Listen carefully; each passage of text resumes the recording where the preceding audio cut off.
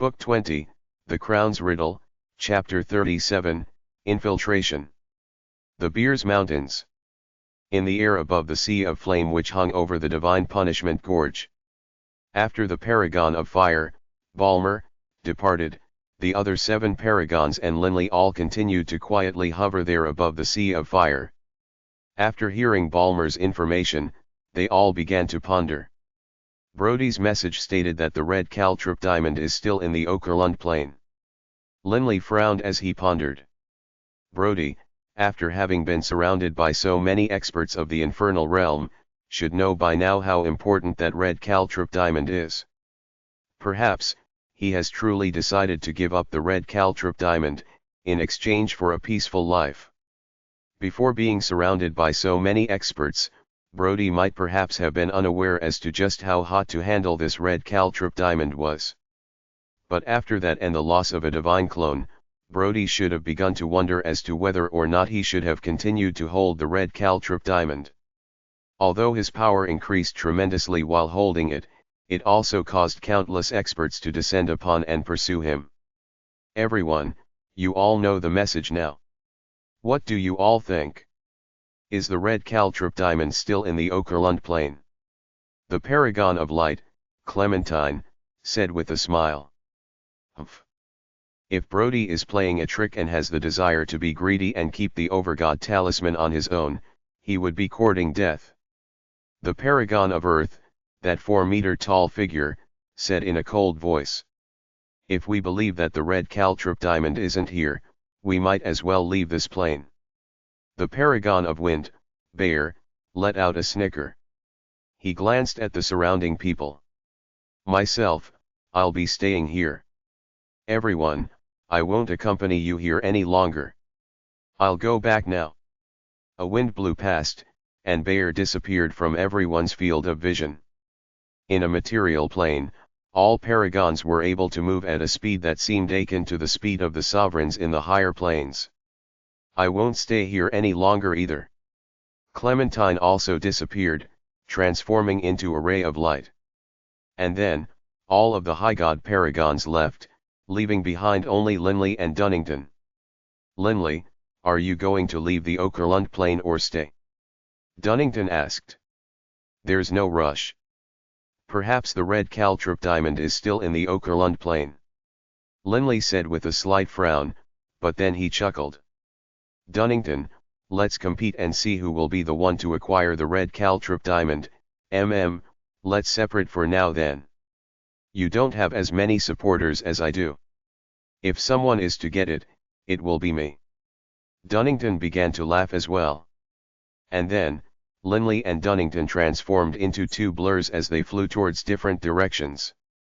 Originally, after having thoroughly scoured the entire Okerlund plain, Linley felt that there was a 90% chance that the red caltrip diamond truly might have departed the Okerlund plain. The Okerlund plain was nothing more than a transit location for Brody. As for that remaining 10% chance, that was just because Linley wasn't willing to just leave like this. However, after having heard this message, Linley's thoughts had changed. Given what Brody had said, the red caltrip diamond might truly be still in the Okerlund plain. The eastern part of the Okerlund plain. The Mulan Empire. Within that estate at the peak of Mount Lianja. Boss, what sort of tricks do you think Brody employed? BB. After listening to what Linley had to say, couldn't help but frown as he spoke. The red caltrip diamond is such a precious treasure that he naturally wouldn't want to let us acquire it so easily. Linley said with a frown, but I've already completely searched the entire Okerlund plain. There is no red caltrip diamond at all. Then, there's only one possibility. This was the possibility that frustrated Linley the most. My divine sense can easily search the heavens, but it is hard for someone to use divine sense to search inside a person's body. Thus, the red caltrip diamond is perhaps hidden within the body of some sort of living creature. Linley frowned. It was extremely hard for one to send divine sense deep into the body of any living creature with a spirit. For example, divine artifacts had their own form of a spirit. It was impossible for even Linley to send his spiritual energy into a divine artifact and search for something inside of it. For example, Bibi's Godspark weapon, he had hidden the interspatial ring within the Godspark weapon, and even sovereigns wouldn't be able to see through it to find the interspatial ring within. But of course, it was virtually impossible to hide a ring within a divine artifact. After all, in the forging and refining process for the divine artifact, any interspatial ring would have been destroyed long ago. Only someone like Bibi, who completely relied on his own will in creating a Godspark weapon, would be able to safely secrete an interspatial ring within it. Aside from divine artifacts, other living creatures also possessed souls. Every single living creature had a soul which would repel the spiritual energy of any invading forces. Because some souls were strong while others were weak, the strength of the resistance would vary as well. Some living creatures were simply too powerful and so couldn't be invaded at all. For example, Linley. Generally speaking, paragons might be able to chat with Linley through divine sense, but they definitely wouldn't be able to extend their divine senses into Linley's body and investigate the secrets it held. But for weaker people, such as mortals, if a deity wanted to investigate a mortal, he would only have to just focus his spiritual energy slightly, and thus would be able to sense into the mortal's body. This, however, still required concentration and focus. One couldn't use too much spiritual energy, as if one did, the mortal's fragile soul might shatter and disperse. But if the spiritual energy was too weak, then it might not be able to go in at all. Thus, it was hard to investigate into someone's body. As for searching one's soul, that was even harder. When Delia had been in a coma, Linley hadn't dared to send his spiritual energy into her to investigate at all. He was afraid that if he wasn't careful, he would shatter her soul. The Okerlund plane is simply too vast. I imagine that Brody chose this plane precisely because he heard of how populated it is. Linley said with a frown. Even for me, to search the body of a human being is difficult enough that I can't investigate a few thousand people at once. I have to be very careful and very patient. At most, I can probably only search 1,000 people at once. This didn't have anything to do with how strong one's spiritual energy was, rather, what mattered was one's ability to multitask carefully, because each inspection had to be very careful. The spiritual energy couldn't be too strong or too weak. The Okerlund plane, although the population is far smaller than the Infernal Realms, there are still nearly 8 quadrillion people. Linley said with a frown. This sum was simply too enormous. There was nothing that could be done. The Okerlund plane's 2 major continents each had a circumference of over 100 million kilometers.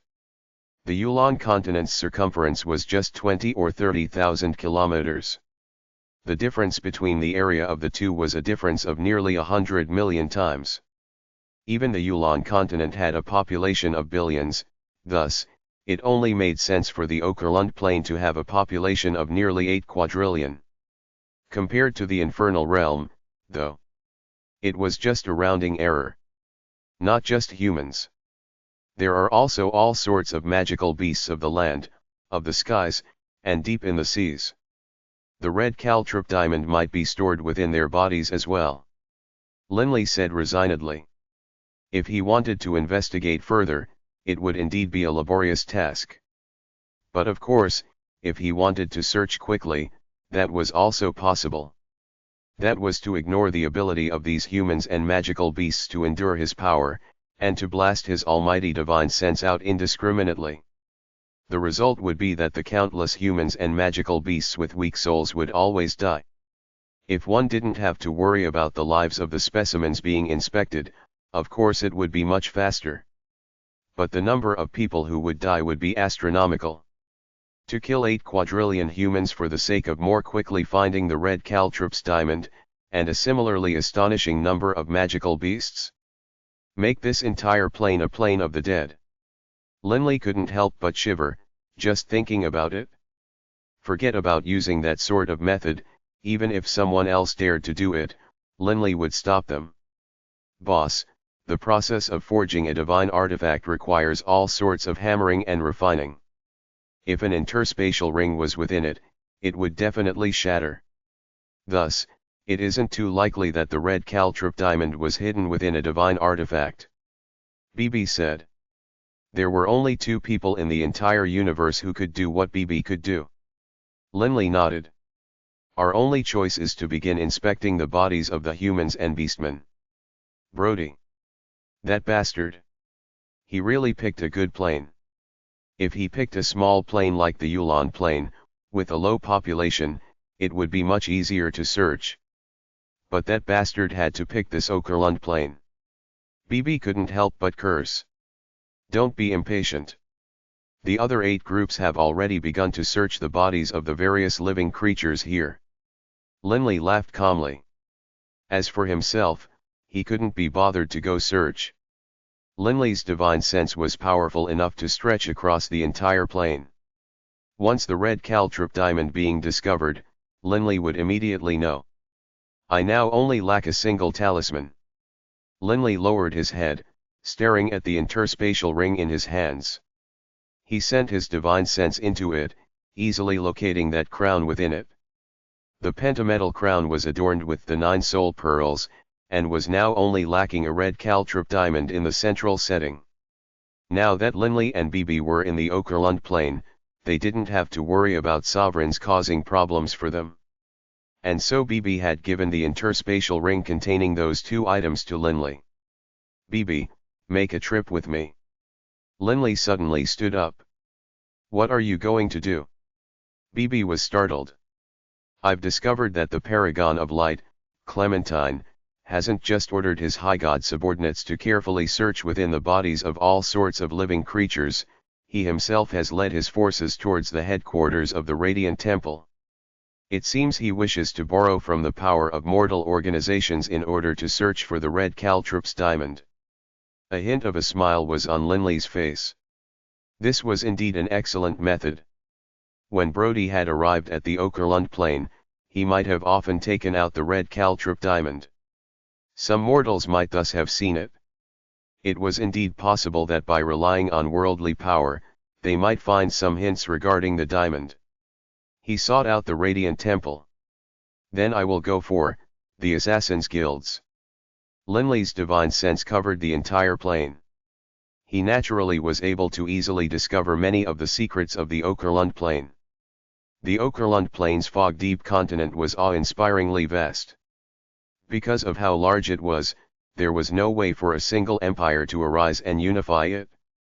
The fog-deep continent had more than 100 empires alone, and duchies were as common as ox hair. The power of some special, hidden organizations, however, surpassed that of any empire. For example, the number 1 Assassin's Guild of the fog-deep continent, Blood Knife. According to legend, the number 1 expert who supported this Assassin's Guild was someone who had reached the level of deity. It also had hundreds of saints as well. Blood Knife didn't have a central headquarter, its bases were divided into Class 3, Class 2, Class 1, and Special Class divisions. Because the Fog-Deep continent and the Beast God continent were too vast, Blood Knife had a total of 8 Special Class bases, 2 of which were located on the Beast God continent.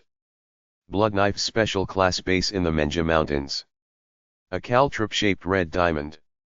Right, send the word to every single base, based on this diagram. Anyone who can provide any information regarding this red caltrip diamond will immediately be promoted to the rank of core member, and be awarded a tamed saint-level magical beast, along with a soul-binding contract. The number 1 expert of Blood Knife had already reached the deity level. Known as Elder Shadow, this was the order he gave. The ranking of this mission was Blood Rank. It had been more than 100 years since the last Blood Rank mission. Once the order went out, it was immediately conveyed to the various bases, and all of them immediately went crazy, ordering their forces, external intelligence, and even street-level hoodlums to begin searching for news about the red caltrip diamond. However, Blood Knife's members were all puzzled. Why would Elder Shadow so desperately want the red caltrip diamond, and even offer a tamed saint-level magical beast as a reward. Within the Menja Mountains. Inside a secluded, quiet residence. An old man with blood-red hair and blood-red eyebrows bowed in an extremely respectful manner. Lord Barak, with regards to the matter of the red caltrip diamond, I've already notified all of the bases within the Fog Deep continent about it. As long as the red caltrip diamond has made an appearance, our organization will definitely locate it for you. Milord. However, our organization doesn't have that much influence in the Beast God continent. The blood-haired elder said apologetically. You've done quite well already. Linley smiled and nodded. Here are 11 God-level divine sparks. There is one for each of the 7 laws and 4 edicts. This can be considered your reward. Linley waved his hand, and 11 God-level divine sparks flew out. The blood-haired elder's eyes instantly turned red. God-level divine sparks. To him, a demigod, this was an absolutely wondrous treasure. Let me remind you that after you fuse with a divine spark, you will find it very hard to make any further breakthroughs on your own. Linley said calmly. Your subordinate is willing to accept this. The blood-haired elder said hurriedly. Upon becoming a god, he would be on a level comparable to the 2 formerly supreme experts of the Okerlund Empire. If you are able to find anything regarding the red caltrip diamond, I can give you a high god spark. Enough. You can leave now. Linley said calmly. Yes, Lord Barak. The blood-haired elder was so excited that his eyes were shining. He didn't dare to disturb Linley any further, and he immediately departed. Book 20, The Crown's Riddle, Chapter 38, Lionheart City. As Bibi watched the blood-haired elder depart, he pursed his lips. That old fellow has remained in the material plane for too long. His viewpoint is too narrow and restricted. He's too foolish. He actually, voluntarily wishes to fuse a divine spark. He's not foolish. He's intelligent. Linley laughed. The Okerlund Plain, having a huge population base, has given birth to quite a few deities. Most likely, the people here have some degree of understanding regarding the Infernal Realm, Netherworld, Celestial Realm, and other places. Unless they are able to reach the 6-star fiend or 7-star fiend, going to the Infernal Realm is a form of suffering. That old fellow, in the Okerlund Plain, is a supreme expert. He can enjoy life and relax. Why go to the higher planes? Bibi was startled. Then, he nodded. That's true too. Right, boss. Did you tell my grandpa Beirut regarding this Okerlund Plain? Of course I did. Linley laughed. Your grandpa Beirut's clone in the Yulan continent is currently living at Dragonblood Castle with my divine clone. I've told him everything about what has gone on here. Lord Beirut has also tapped his connections and investigated into the Life Realm's various locations to see if there has been news regarding the red caltrip diamond. Bibi nodded. Right. We do have to pay attention. The red caltrip diamond. Even in his dreams, Linley dreamed about acquiring it. Although it was very likely that the red caltrip diamond was in the Okerlund Plain, they couldn't rule out the possibility that it had followed Brody to another plane. Thus, Linley had to rely on Beirut's assistance. Beirut had quite a few friends. It wasn't too hard for him to pay attention to news of this nature. However, in recent days, Beirut had uncovered no information regarding the red caltrip diamond. Fog Deep Continent. Beast God Continent. The dwellers of these 2 continents continued their normal lives. The descent of the gods hadn't changed much. The various high god paragons and those 10,000 high gods began to search the humans, elves, dwarves, beastmen, and other races, but they did so carefully. They didn't harm these creatures. As for Linley, he maintained a constant watch on the entire plane. Those high gods and paragons, whenever they acted a bit unusually, Linley would pay close attention. Given how Linley's spiritual energy surpassed that of a deity using sovereign's might, this oversight went completely unnoticed by the paragons. Time continued to pass in the midst of this inspection process. In the blink of an eye, 2 months passed. Mount Lianja.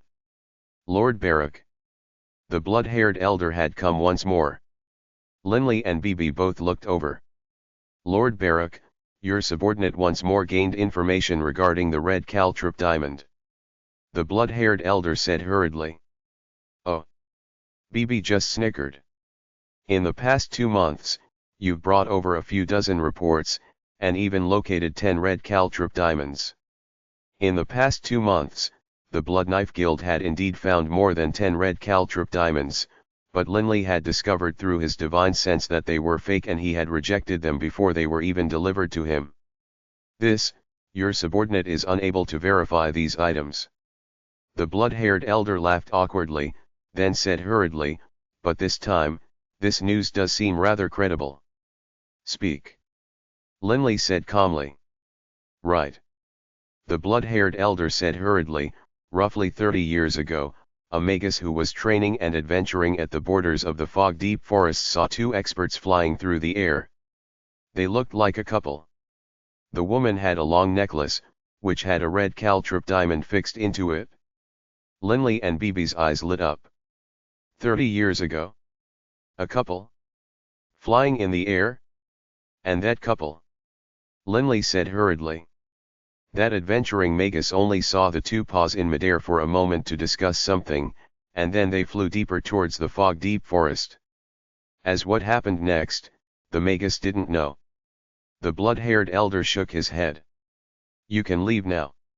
Linley said. Yes. The blood-haired elder left respectfully. Linley and Bibi began to frown. Boss, the situation is bad. Bibi said. It is fairly bad. Brody and his wife went deep into the fog-deep forest. Clearly, they were flying towards the teleportation array. Most likely, they went through it to leave the Okerlund plain.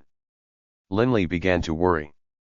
If Brody and his wife really took the red caltrip diamond and left this place, things will grow problematic.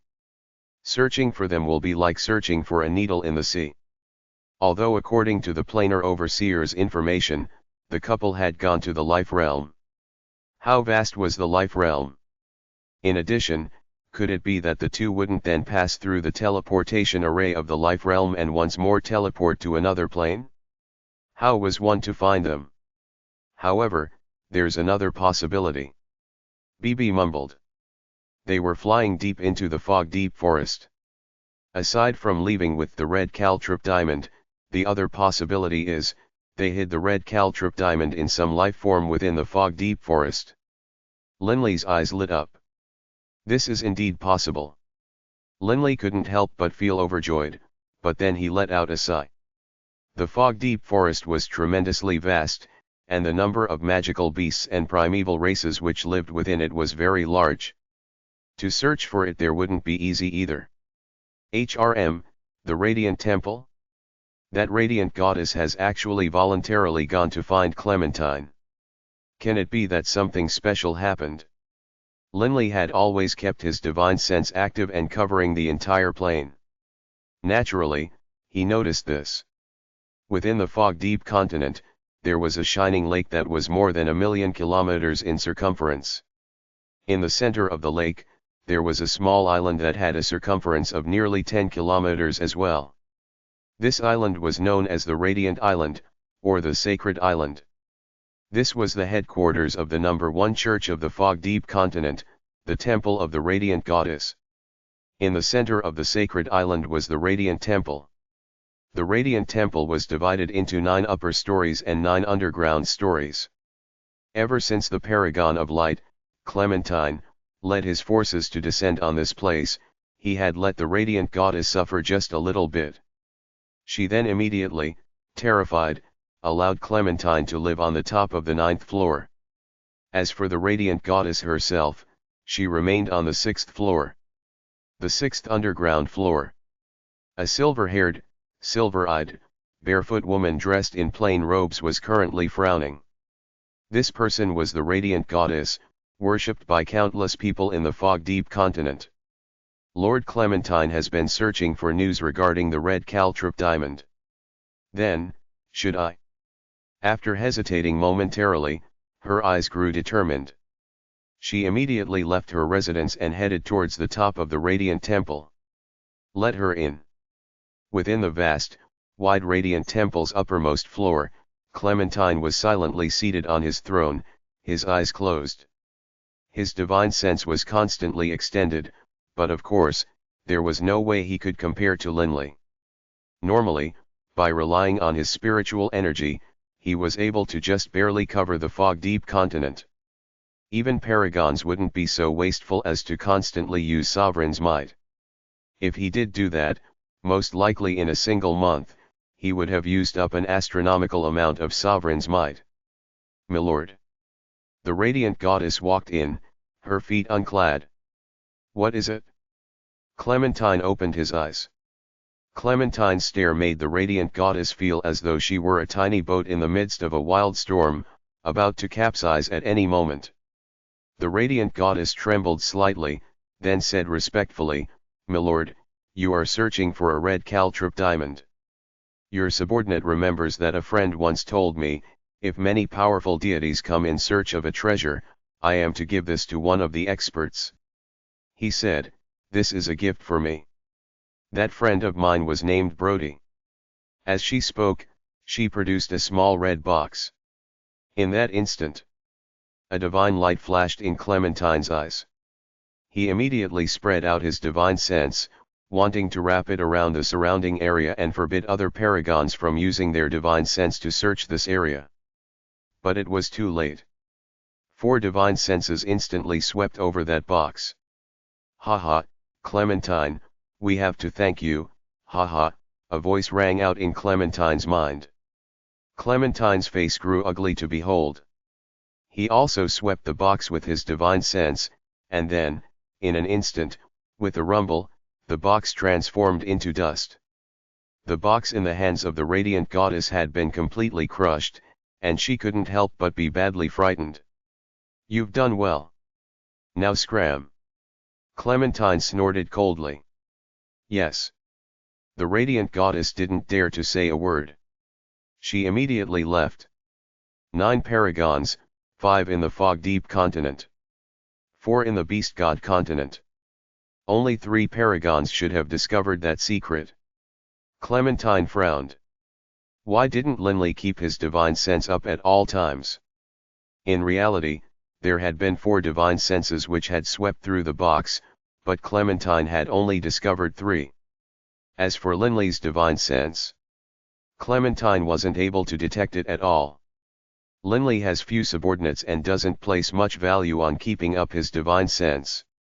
And yet, he thinks to acquire the Overgod talisman. Clementine let out a cold laugh. 5 of the 9 experts knew the secret of the box. Linley naturally knew it. The box actually had a piece of paper inside it. The paper only had 3 words on it, Lionheart City. Linley was very puzzled.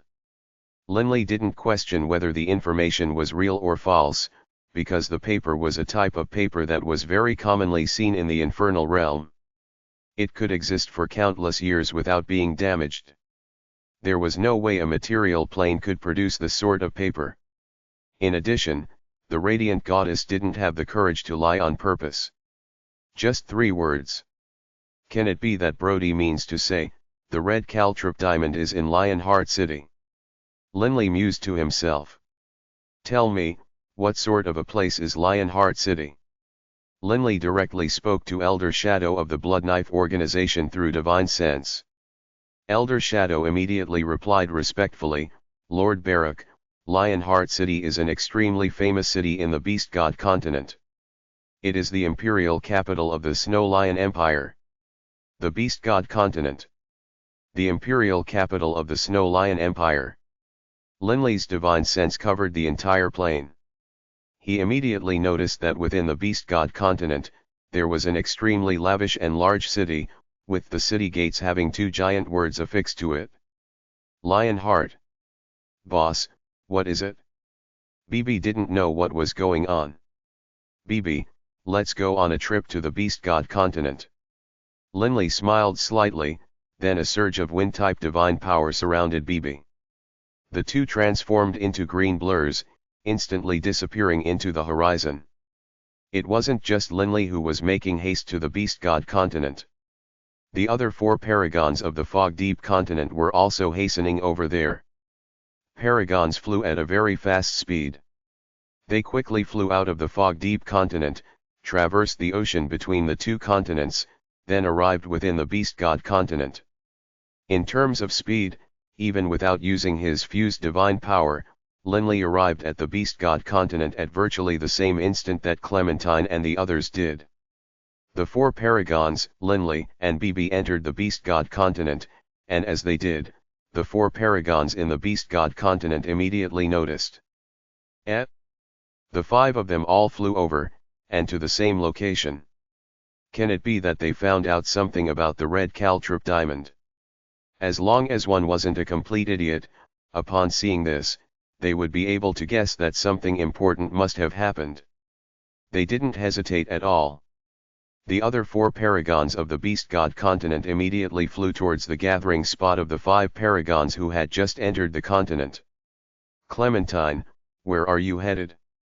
The paragon of water, a middle-aged man with loose blue hair, laughed as he followed Clementine. Although they could guess at where Linley, Clementine, and the other three were headed based on their trajectory, they still weren't certain about it. Thus, it was quite natural that the four paragons based in the Beast God continent elected to follow after the other five paragons. Clementine couldn't even be bothered to pay attention to them. His speed suddenly increased, and he began to move slightly faster than the paragon of water. Everyone, you should all be heading towards Lionheart City, right? The paragon of wind, Bayer, was the first to arrive at Lionheart City. He had been in the Beast God continent this entire time, and he lived fairly close to Lionheart City. Upon seeing the direction towards which Linley's group was hurrying towards, as they drew closer, he was easily able to recognize where they were going. Swoosh! A ray of light shot towards Lionheart City, then transformed into a person. It was Clementine. Whoosh! A green blur descended from the skies, then resolved into two figures, Linley and BB. How did Linley know where to go? Did Dunnington tell him? Clementine looked at Linley, puzzled. Back then, he had no idea that Linley had used his divine sense. Lionheart City.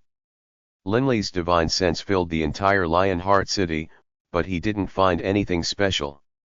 BB, let's go in. Linley sent. And then, paying no attention to the other paragons, Linley and BB directly entered the city of Lionheart. Book 20, The Crown's Riddle, Chapter 39, Relief Sculpture. The Okerlund Plain. The Beast God Continent. The imperial capital of the Snow Lion Empire, Lionheart City. The Imperial Palace's garden.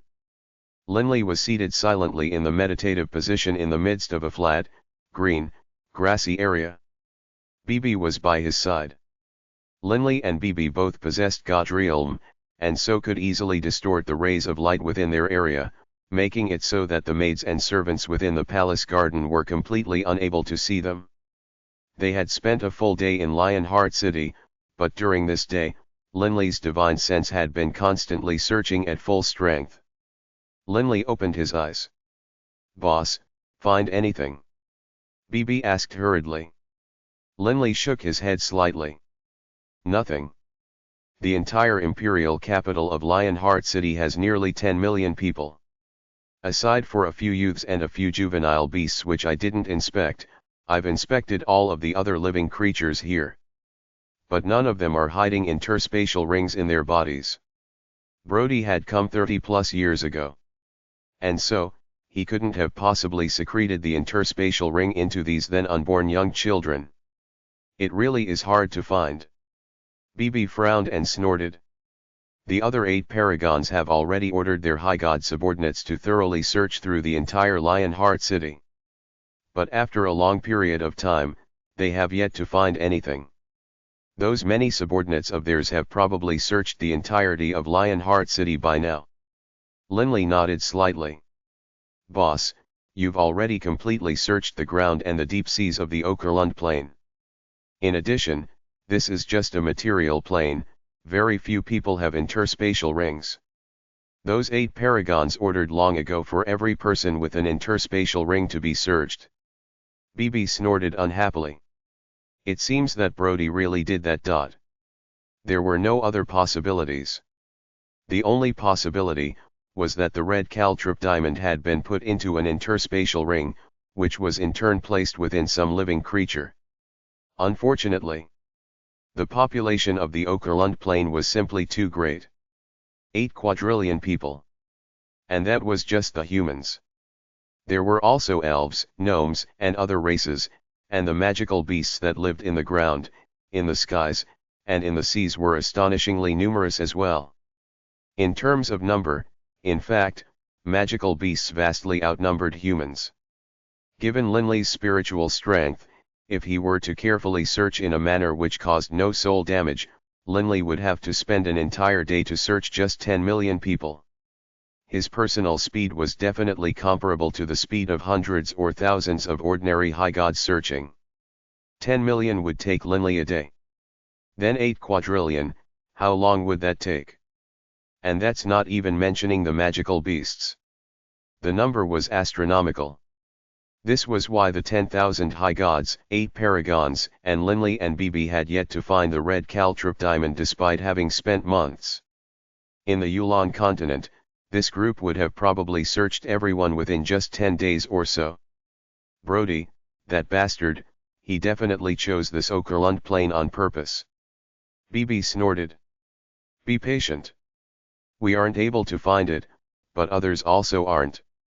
Linley's divine sense continuously maintained a watch over the entire plane. Once they do, I will be the first to know as well. Right. BB said, puzzled.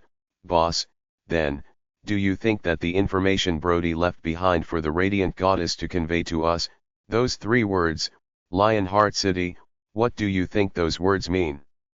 Boss, I have the feeling that the hiding place of the red caltrip diamond should have something to do with this information. Linley frowned. Brody shouldn't have been so bored as to leave behind some random information to misguide us. The 3 words, Lionheart City, definitely hold a secret within. And that secret will guide us to the red caltrip diamond's hiding place. But what does Lionheart City refer to? All the experts, Linley included, upon seeing the words Lionheart City, believed that the red caltrip diamond had to be hidden within Lionheart City. But after investigating it, it seemed off. BB, let's go. I want to go to the Magus libraries of Lionheart City and search through it for information regarding Lionheart City. Perhaps I might discover something. Linley rose to his feet. Right. Lionheart City involves these secrets. Perhaps those materials will have information regarding it. BB was overjoyed as well. Linley and BB immediately disappeared from within the palace.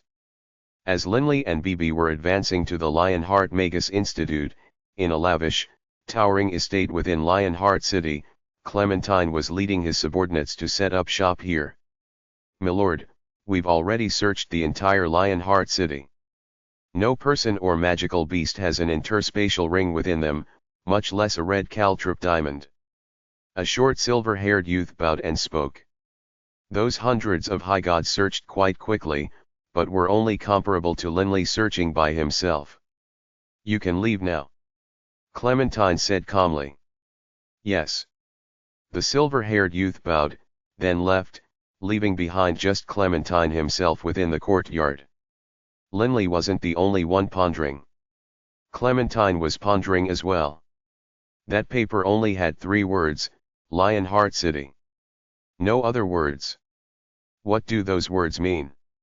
Clementine's gaze flashed, and he immediately activated his sovereign's might. A powerful divine sense swept out, passing out from the beast god continent and stretching deep through the ocean until it encapsulated the entire fog deep continent as well. Do you know what the meaning of the 3 words on that paper, Lionheart City, refer to? Clementine sent. Far away in the distant fog-deep continent, within the radiant temple, the radiant goddess felt her heart tremble, and she immediately responded, "Milord, the three words, Lionheart City, I am unclear as to the true meaning of those words. How many Lionheart cities exist in this continent?" Clementine asked. "Just that imperial capital of the Snow Lion Empire of the Beast God continent." The radiant goddess was completely certain. Just one. Clementine truly did not understand. If there were other Lionheart cities, perhaps he might go search those places. But now, what was he supposed to do with those three words, Lionheart City? When Bordy gave that paper to you, did he say anything? Have you told me everything he said in detail? Clementine said. 30 years ago, when Brody descended upon the Okerlund plain, he came with his wife. He once came to my radiant sacred island. Although we were both gods, he easily defeated me. He lived with me for a time, and when he left, he gave me a gift. He said if many deities descended on the Okerlund Empire in search of some treasure, I was to hand it to a powerful expert. He said that after the powerful expert acquired the treasure, I would then be rewarded. The radiant goddess felt extremely resigned. She had thought that after handing over the paper, she would be praised and rewarded. But who would have imagined that not only did Clementine not reward her, he even gave her attitude. Actually, even Brody himself had no idea that the red caltrip diamond would attract the descent of so many experts, to the point where even 8 paragons and a paragon equivalent, Linley, would come. With so many experts, even if she offered up the paper, the others would notice as well. If the others hadn't noticed, perhaps Clementine would have been overjoyed and truly have rewarded the radiant goddess. After the expert found the treasure, you would thus be rewarded? Clementine frowned. From these words, Clementine could deduce that the red caltrip diamond should truly be in the Okerlund plain. Whoosh! Clementine withdrew his divine sense from the fog-deep continent, then gave the order. Marquis Winter Wente, come over here. Marquis Winter was the owner of this estate. However, when Clementine's group came, all they had to do was show off the high-level talisman from the Radiant Temple for Marquis Winter to immediately become extremely respectful. Milord. An old man with a head full of silvery white hair, but whose eyes were blue and flashing with life walked over. He saluted respectfully. Come with me for a stroll about Lionheart City. Clementine gave the order. Take me to some of the interesting areas of Lionheart City. Yes, milord. I know every single special, historical area or building which exists within Lionheart City. Marquis Winter didn't know Clementine's true status. He thought that Clementine was a high-level member of the Radiant Temple. But that was already enough for him to be extremely respectful. The various experts all had their own thoughts. Linley chose to go to the libraries in search of information regarding Lionheart City, while Clementine let this person lead him to view some of the unique sights of Lionheart City. Although his divine sense was able to cover Lionheart City, with no one to explain for him, even if he found a rock that had existed for countless ages, he wouldn't know that there was any special meaning to that rock. Under the guidance of Marquis Winter, Clementine learned quite a bit about the classical history of Lionheart City. At this moment, Clementine and Marquis Winter were located within a history museum. This museum's exhibition hall walls had enormous relief sculptures on them. These relief sculptures were almost all at the same height on the wall. The wide halls only had a few dozen figures located sparsely within them. Milord, look. Marquis Winter laughed as he pointed at a relief sculpture up ahead. The 19 people in this sculpture are our Snow Lion Empire's founding emperor, Vena, and his most loyal 18 knights. Even the weakest of these 18 knights had reached the 9th level, while our founding emperor, Wena, was a saint-level expert. Clementine just nodded slightly. 9th rank? Saint. To a supreme deity like Clementine, there was no difference. Milord, look at this carving. Marquis Winter said as he pointed to a giant carving next to them. This carving was of an enormous, mono-horned lion-type magical beast. In the carving, this enormous lion-type magical beast had a large wound on its lower body. A person was currently flying out from this wound, and that figure was holding something in its hands. The sculpture had captured that moment. Oh, rather interesting. Clementine, upon seeing this sculpture, couldn't help but chuckle. "Milord, this sculpture describes the greatest danger our founding Emperor Venna faced. This was also the battle that led to Emperor Venna's rise to fame," Marquis Winter said hurriedly. "And this battle occurred at the old location of Lionheart City. It was precisely because he wanted to commemorate that battle that Emperor Venna ordered this imperial capital and named it Lionheart City. This is where Lionheart City came from." "Where Lionheart City came from?" Clementine's eyes lit up. "Explain in detail." Marquis Winter had never seen this high-level member of the Radiant Temple show so much excitement. He couldn't help but say hurriedly, that year, Emperor Venna had just reached the saint level.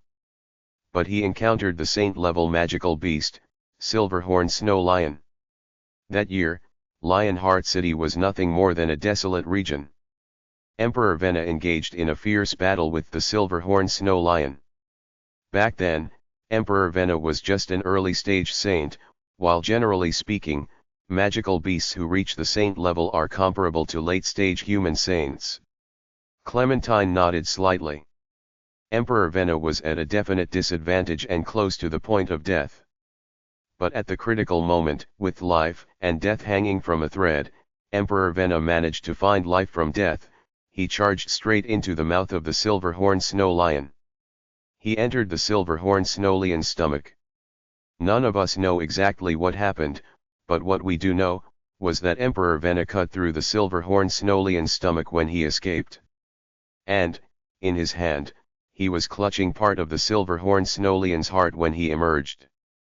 Clearly, he had already shattered the Silverhorn Snow Lion's heart, but of course, the Silverhorn Snow Lion died as well. Marquis Winter explained in detail. That battle resulted in Emperor Venna growing much more powerful. He became the most powerful saint of the entire Beast God continent. Clementine's eyes flashed with a complicated look. Lionheart City, no wonder it is named Lionheart City. Clementine had a smile on his face, and in his heart, he murmured. He broke out of the Silverhorn Snow Lion's stomach, grabbed its heart, then emerged. "Let's go back now." Clementine maintained his calm. "Go back?" Marquis Winter was startled. Clementine paid him no mind. He pretended as though nothing had happened as he once more returned to Marquis Winter's estate. Only, just an hour after returning to the estate, Clementine himself silently slipped away from Lionheart City. Book 20, The Crown's Riddle, Chapter 40, The Red Caltrip Diamond emerges. Moving as fast as lightning, he instantly pierced through the skies. Clementine's eyes were filled with wild joy. "Ha ha, I didn't expect that I would be the first of the 9 paragons to discover it. Lionheart City." So those 3 words were pointing to a story? Pointing to the fact that the red caltrip diamond was hidden within the body of a Silverhorn Snow Lion. Clementine was currently completely certain. Just then, Clementine had stretched his divine sense out to search all of the Silverhorn Snow Lions of the entire plain. In the Okerlund plain, there were a total of 12 Silverhorn Snow Lions. Aside from 2 which lived together, the other 10 were scattered about. It was naturally easy for him to search those 12 magical beasts. Clementine only needed a moment to completely search the bodies of those 12 Silverhorn Snow Lions. Indeed, there were 3 Silverhorn Snow Lions who lived in the snowy Icecliff region in the northern part of the Beast God continent. The most powerful and largest of the Silverhorn Snow Lions had an interspatial ring in its body. If he had immediately left upon returning to his estate, the other paragons would have immediately had questions about where he had just gone. Thus, Clementine had waited an hour. Although this made it so that the other paragons might notice as well, Clementine was impatient now. In addition, he was completely confident. Humph. By the time those 8 react, I should have already arrived at the snowy icecliff region. In addition, in terms of speed, I rank at the front of those 9. I'm the first one to arrive, they won't catch up in time. Once that red caltrip diamond falls into my hands, they can forget about taking it back. Clementine was completely confident. Paragons of light specialized in speed. A ray of light shot straight towards the snowy icecliff region of the Beast God continent. Snow Lion Empire. Lionheart City. Lionheart Magus Institute. The library. Tens of thick, heavy tomes were placed on the table. These tens of tomes all described various places and events of Lionheart City. As the imperial capital, there were many stories regarding Lionheart City.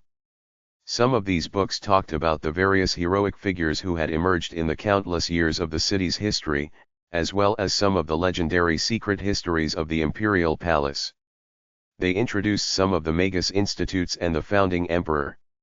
There was simply too much. Linley and BB had no idea what special meaning was contained within those 3 simple words, Lionheart City. Thus, they had no choice but to read through these books. They hoped that while reading one story in particular, they might have a sudden insight and be able to think through the secret.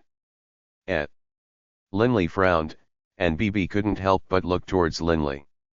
Why has Clementine left Lionheart City? Linley muttered. Clementine left Lionheart City. BB stared. Boss, Lionheart City is linked with the red caltrip diamond. Why has Clementine left? Logically speaking, he shouldn't. Linley said with furrowed brows. Unless he knows the true secret of the 3 words, Lionheart City. He knows that the red caltrip diamond isn't within Lionheart City. BB said hurriedly. Right. That's the only explanation. Linley nodded. Boss, are we going to chase after him? If he acquires the red caltrip diamond, what are we to do? BB said frantically. Linley shook his head and laughed. Calm down. This isn't the time to grow impatient yet. This isn't the time. BB stared.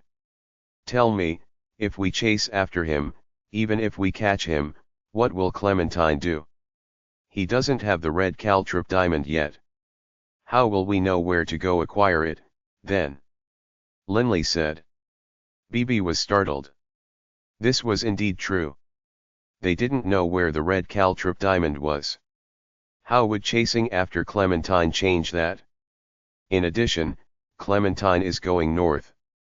Even if he acquires the red caltrip diamond, he has to hurry to the Fog Deep Continent's teleportation array. He'll have to go a long distance. We can intercept him midway. Linley said. Clementine doesn't know my real power. Paragons are believed to be invincible amongst deities. This is the iron rule of the past. After acquiring the red caltrip diamond, he will probably head off by himself and take it to the teleportation array. If Linley was an ordinary paragon, then Clementine probably really would have nothing to fear. Then we. BB was startled. Sit here and read these books. Linley said calmly. Oh. BB had no choice but to suppress his heart, calming himself. Clementine, Linley's gaze was dark and icy, with a cold light flashing every so often. Although he looked very calm, how could Linley truly be calm? Doering Coward had taught Linley since he was young.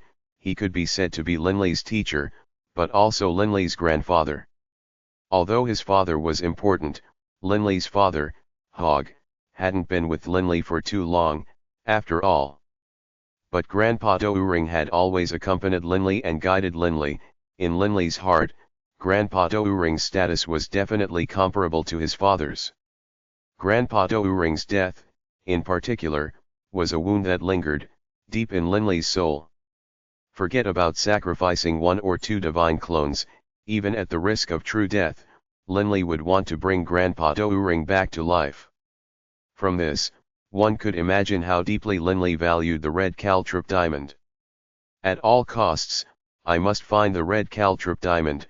Linley locked his divine sense onto the distant, flying Clementine. Clementine himself didn't notice, but he did notice the other 7 paragons paying attention to him. For the sake of avoiding Clementine's suspicion, Linley would occasionally use Sovereign's might to search him as well. He wanted these paragons to think that Linley was only occasionally searching. "Boss, boss!" Bibi suddenly called out in surprised delight. "What is it?" Linley was startled. "Boss, look at this story, quick!" Bibi, excited and surprised, handed over a flipped open book in his hands to Linley. The 2 pages that were on display even had an inserted image which was of a silver-horned snow lion that had its stomach torn open by a human. Linley swept it with his gaze, instantly reading the complete story. Silver-horned snow lion. Snatching the already shattered heart, then bursting out from the stomach. This is the origin of Lionheart City. Linley seemed to have been struck by thunder. Linley's group had been pondering about which life form was hiding the red caltrop diamond within its body. If they searched them all one by one, it would be like searching for a needle in the sea. How long would it take? But upon seeing this story, most likely quite a few of the paragons would understand. Linley and Bibi were shocked as well. Silverhorn snow lions. Linley's divine sense instantly spread out to all of the silverhorn snow lions in the northern region. Silverhorn snow lions liked frigid environments, and the northern part of the beast god continent, the snowy icecliff region, had 3 right there. In an instant, Linley searched the 3 silverhorn snow lions. One of them had an interspatial ring within its body. That's it? Linley rose to his feet, his eyes blazing like fire. Bibi, let's go. Let's go. Bibi, after seeing the story, could guess at the secret now. Linley and Bibi immediately disappeared from the library of the Magus Institute. And then, Linley and Bibi transformed into a ray of green light, rapidly advancing towards the north. Linley's heading out as well? Can it be that they've all discovered the secret? The Paragon of Wind, Bear, instantly flew out of Lionheart City as well. Not just him, the other 6 paragons no longer hesitated, immediately flying out of Lionheart City and towards Linley and Clementine. The 3 words, Lionheart City, involved the secret of the red caltrop diamond. Logically speaking, they shouldn't be leaving Lionheart City. But after being here just a single day, Clementine had left. This had already aroused the suspicions of the other paragons. But a short while later, Linley had actually left Lionheart City as well. 2 people had left in succession. This had a major impact on the other 7 paragons. Thus, everyone hurried to leave. Linley and Bibi flew at high speed in the air above the beast god continent. "Boss, why aren't you flying over at top speed?" Bibi said frantically. Linley, even now, was just using wind-type sovereign power. He didn't use his fused divine power. Linley's speed with wind-type sovereign power was comparable to the speed of the other paragons. This was because Linley was hiding his power. But even now, Linley still wanted to hide. If my speed increases several times over, they will definitely be surprised and confused. By then, problems will occur. Linley sent back. More importantly, Clementine started flying much earlier than I did. He's already reached the snowy icecliff region. Even if my speed increases several times over, there's no way I can get there before him and reach that silver-horned snow lion first. Since he wasn't able to catch up at maximum speed, it would be best for him to temporarily continue to hide his power. Linley didn't expose his power, and so Clementine would definitely continue to believe the myth that paragons were invincible amongst deities. When the time came, Linley would definitely have an opportunity. If Clementine knew how powerful Linley was, he would definitely be prepared. By then, Linley's chances for acquiring the red caltrop diamond would be even lower. Right now, Clementine has reached the silver-horned snow lion. Linley was rather uneasy, but for the sake of acquiring the red caltrip diamond, he had to calm himself down. The snowy icecliff region. This was the coldest part of the beast god continent. This region was extremely large, stretching out to 10 million kilometers.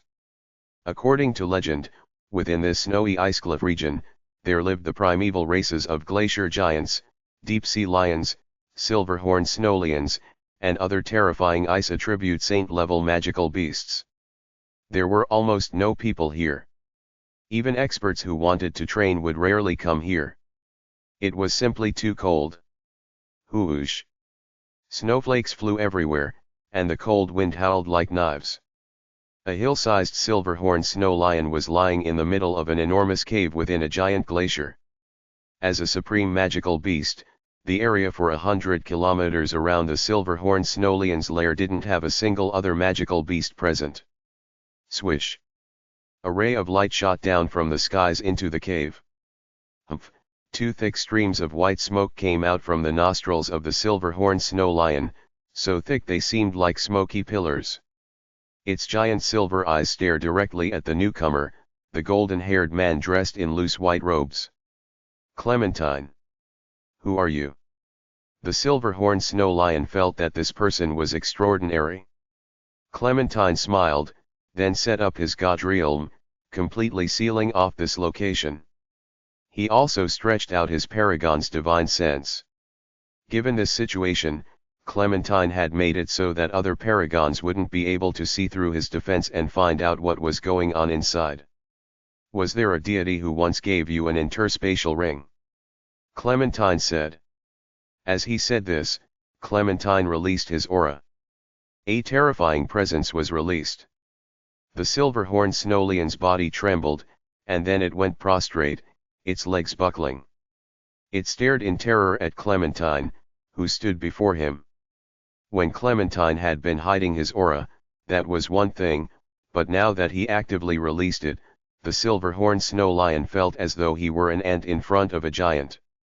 Yes. My master once gave me an interspatial ring. The silver-horned snow lion said hurriedly. At the same time, he opened his mouth and a slick black interspatial ring shot out from it. Some magical beasts were able to keep storage items in their bodies. For example, giant dragons or behemoths all had a location that was akin to a storage sack that was used for transporting items.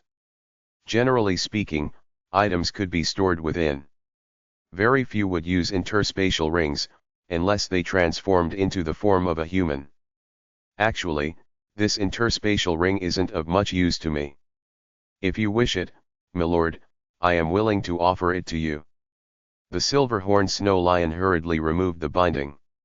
He had never been this terrified before. The presence in front of him was thousands of times more powerful than that of his former master.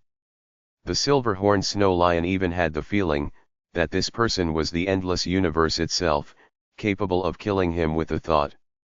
Then I will take it. Clementine accepted the interspatial ring, immediately binding it with blood, then stretching out his divine sense. A look of wild joy crept into Clementine's eyes. Indeed. This interspatial ring was almost completely empty. It held only one item, a red caltrip diamond. The red caltrip diamond contained a life-type aura. Given the strength of Clementine's divine will, he could clearly sense it. Haha, I finally succeeded. Humph, humph, 8 of them fought with me over it, but it's still mine. Clementine smiled, and then with a flicker, his body flew out and headed at high speed towards the fog-deep continent. Clementine's usage of his divine sense and god realm made it so that the other paragons weren't able to see what had happened, but Linley had seen everything clearly. That look of wild joy that had appeared on Clementine's face removed all doubt from Linley. Whoosh! Instantly, the 7 paragons, Linley and BB all changed their flying direction slightly, wanting to intercept Clementine midway. Clementine definitely acquired the red caltrip diamond. We must not let him escape.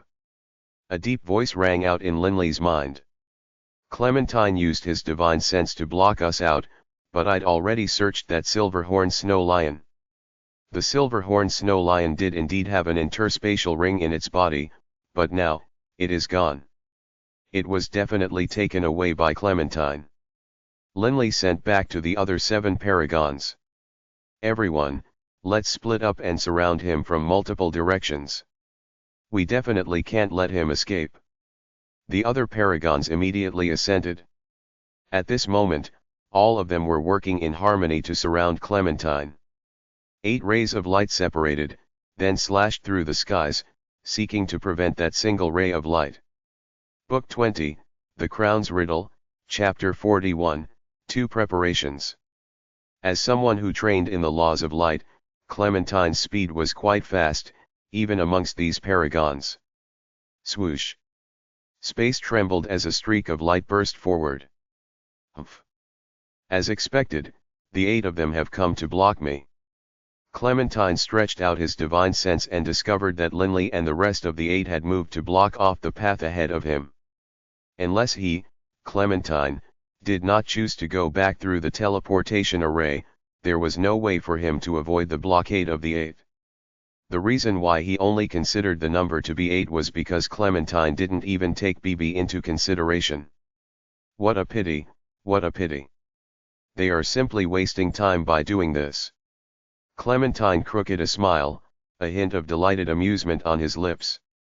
At the same time, he stretched his divine sense into the mind of one of his high god subordinates. Dare delay, hurry up and inform the chief sovereign of light that I have already acquired the red caltrip diamond. Yes, milord. The group of high gods which Clementine had led over included ones with divine clones still residing in the divine light plane, right next to the chief sovereign of light himself, and were constantly reporting back about the events occurring in the Okerlund plane. At the same time, tell the chief sovereign that I am being blocked by 8 paragons, and that the situation is a bit tricky. If I am lucky enough to break through successfully, I will be able to return through the teleportation array. However, if I am unable to escape the 8 of them, even Clementine wasn't confident that he would be able to successfully escape from 8 experts no weaker than him who were blockading him. If I'm unable to escape, I will choose to take the red caltrip diamond with me as I enter chaotic space. Inform the chief sovereign, and ask him to enter chaotic space early on and make haste to the Okerlund plane. If I enter chaotic space, I will need the chief sovereign to save me. Clementine sent mentally. Yes, milord. I will immediately report this to the chief sovereign of light. The intelligence agent said hurriedly. Clementine was prepared for both possibilities. It could be said that this was a flawless plan. If he could break through, he would; if he couldn't, he would enter chaotic space. The chief sovereign would save him. What had he to fear? Upon entering chaotic space, even high god paragons would find themselves virtually unable to control their own movements. They would instead be swept away by the endless tides of spatial chaos. But of course, this was all predicated on the fact that paragons were invincible amongst high gods. If someone was able to easily kill him, he wouldn't even have the chance to flee. Actually, although Clementine's strategy was rather simple, it could still be considered flawless. After all, over the course of countless years, it had indeed been true that paragons were invincible amongst high gods. Most likely even all the sovereigns believed this. Milord, the chief sovereign is very happy. He praised you highly, milord, and he has already entered a spatial rift and is currently in chaotic space, making haste towards the Okerlund plane. However, from the location in chaotic space of divine light plane to the location of the Okerlund plane is too far away. Even at the chief sovereign's speed, some time is needed. Excellent. Clementine now felt more assured. Everything has been prepared. Now, I'll accompany the 8 of you in playing around for a time. Let's see if you'll be able to stop me. Clementine's lips curved upwards. He didn't believe that anybody would be able to take the red caltrip diamond from him. Linley's group of 8 was flying at high speed. Rumble. The waves of the sea rolled forward. Linley's group was currently flying above the seas. Clementine was moving straight towards the fog-deep continent.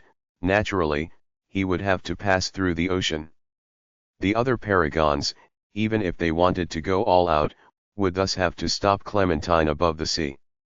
Based on the information that I have, Clementine has a defensive sovereign artifact.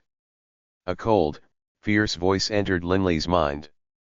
Thus, if we are to act against him, it is best if we use soul attacks.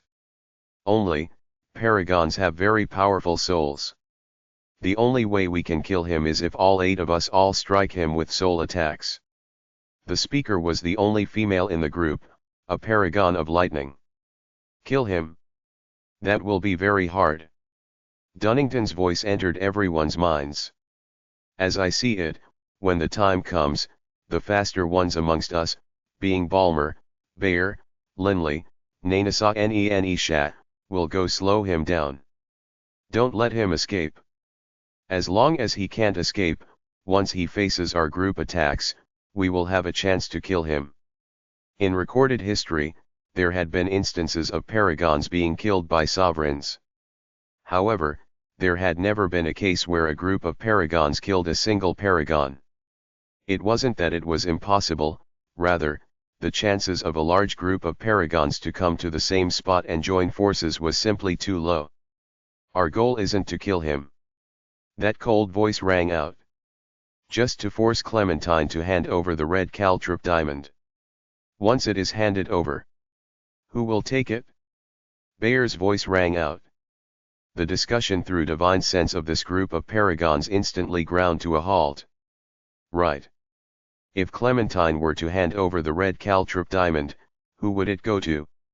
It's far too early to be discussing this. Linley sent to the other 7 paragons. Do you all think that it will be easy for us to acquire the red caltrip diamond from Clementine? Humph. Let's think about how we can force him to hand it over. As for who will acquire it, as I see it, nobody will want to give it up, right? When the time comes, it'll be based on who has the ability to take it. Right. It will be based on who has the ability to take it? None of the paragons were willing to submit to each other. Only by relying on ability could one acquire the red caltrip diamond, then flee past the others. Only then would the other paragons be convinced. Boss, you feel confident now? BB sent with worry. Just now, they were saying that Clementine has a defensive sovereign artifact. 90% confident. Linley's gaze was sharp as he stared into the distance. He's about to arrive. Both Linley's side and Clementine were traveling at high speed. In the face of a blockade by these 8 great experts, even though Clementine might want to avoid them, there was no way he would be able to. Clementine has arrived. The cold, sharp voice said. Let's just do as Dunnington suggested earlier. I, Balmer, Bayer, and Linley will be responsible for entangling him and preventing him from escaping. And then, everyone will jointly use soul attacks against him. Humph, he's by himself. For him to endure the soul attacks of 8 paragons, probably even he won't be able to endure it. BB, just watch here for now. Linley sent mentally. Right. BB understood that for a battle at this level, if he got involved, he would just be dead weight. Without hesitating at all, Linley's group of 8 shot out like 8 bolts of lightning, forming a net as they shot towards that distant ray of light. Clementine, Linley's gaze was firmly focused on that distant ray of light. Suddenly, that ray of light distorted, wanting to dodge past Linley's group. In your dreams. Linley, Paragon of Fire Balmer, Paragon of Wind Bayer, and Paragon of Lightning Nanasa suddenly accelerated. The 4 of them were not slower than Clementine, and as they did a 4-way pincer towards him, they easily made it so that there was nowhere Clementine could run to avoid them. Clementine, you won't be able to escape. Balmer's voice rang out in Clementine's mind. Haha, you want to stop me? Keep dreaming. Clementine knew that there was no way for him to dodge them, but suddenly charged at high speed towards Bayer. Bayer, as a paragon of wind, was most powerful in material attacks, while a bit lacking in soul attacks. As for Clementine, he had a protective sovereign artifact and so didn't fear Bayer at all. He wants to flee from my side. Bayer's face turned cold. Whoosh! Suddenly, a wild wind howled and Bayer instantly transformed into a dense cluster of thousands of Bayers. This was the doppelganger technique of the laws of the wind. The strange thing is, the many doppelgangers actually generated strange tornadoes, with the dense cluster of tornadoes actually not causing any spatial vibrations at all. Linley, seeing this, was secretly surprised. Thousands of doppelgangers joining forces to execute the dimensional wind technique. This is truly inconceivable. Linley sighed in praise. Logically speaking, only the true body should be able to use profound mysteries. But Bayer had clearly developed a technique to make it so that all of his doppelgangers would also have access to this technique. In addition, it had a special effect akin to a magical formation, making the effects of this dimensional wind technique be layered atop each other, completely locking in the surrounding space. A terrifying restrictive, pulling power instantly enveloped Clementine. Bayer actually has a technique like this. Clementine couldn't help but feel frantic. Even though the profound mysteries of the laws were the same, the attacks one could develop weren't necessarily the same. After gaining insight into the profound mysteries, one still had to develop the best method for applying them. Bayer's technique was a fairly clever way of applying the profound mysteries. Right at this moment. Soul attacks. Dunnington's voice rang out in the minds of everyone, including Linley. Instantly, the 8 people, including Linley, launched soul attacks without hesitating at all. Not good. Clementine's face changed dramatically. Bang! Clementine's body suddenly exploded with thousands of rays of golden light, forming a dense cluster of many clementines. The doppelganger type technique was available to the laws of the wind, the laws of darkness, and the laws of light as well. But of course, the principle behind each was slightly different. For now, Linley's group of 8 was unable to immediately determine which one was the true body. Although everyone knew that Clementine's original body wouldn't be able to flee too far, and that it was within a few meters of the original location, within those few meters, there were 5 Clementines. Humph. The only woman in this battle, the paragon of lightning, Nanasa, stretched her hands out. Instantly, within the surrounding area of 10,000 meters, thousands of bolts of lightning appeared out of nowhere. The wild, savage thunderbolts struck down with abandon. Instantly, virtually all of the doppelgangers which Clementine had created had all been destroyed, leaving behind only a single Clementine. "Stay your hands!" Clementine shouted loudly as he flew backwards, wanting to pull away from Linley's group. Attack! There was no hesitation at all, as Dunnington gave the order, the 8 of them all unleashed their soul attacks. 8 rays of translucent soul attacks shot through the skies, attacking towards Clementine. Soul attacks were always terrifyingly fast to begin with. Ordinary high gods would be completely unable to dodge, but the speed of paragons was far faster than the speed of high gods, after all. Even in the face of these impending soul attacks, he was still able to dodge slightly.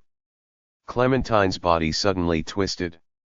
He managed to dodge 6 full soul attacks, but 2 of them still sunk into his body.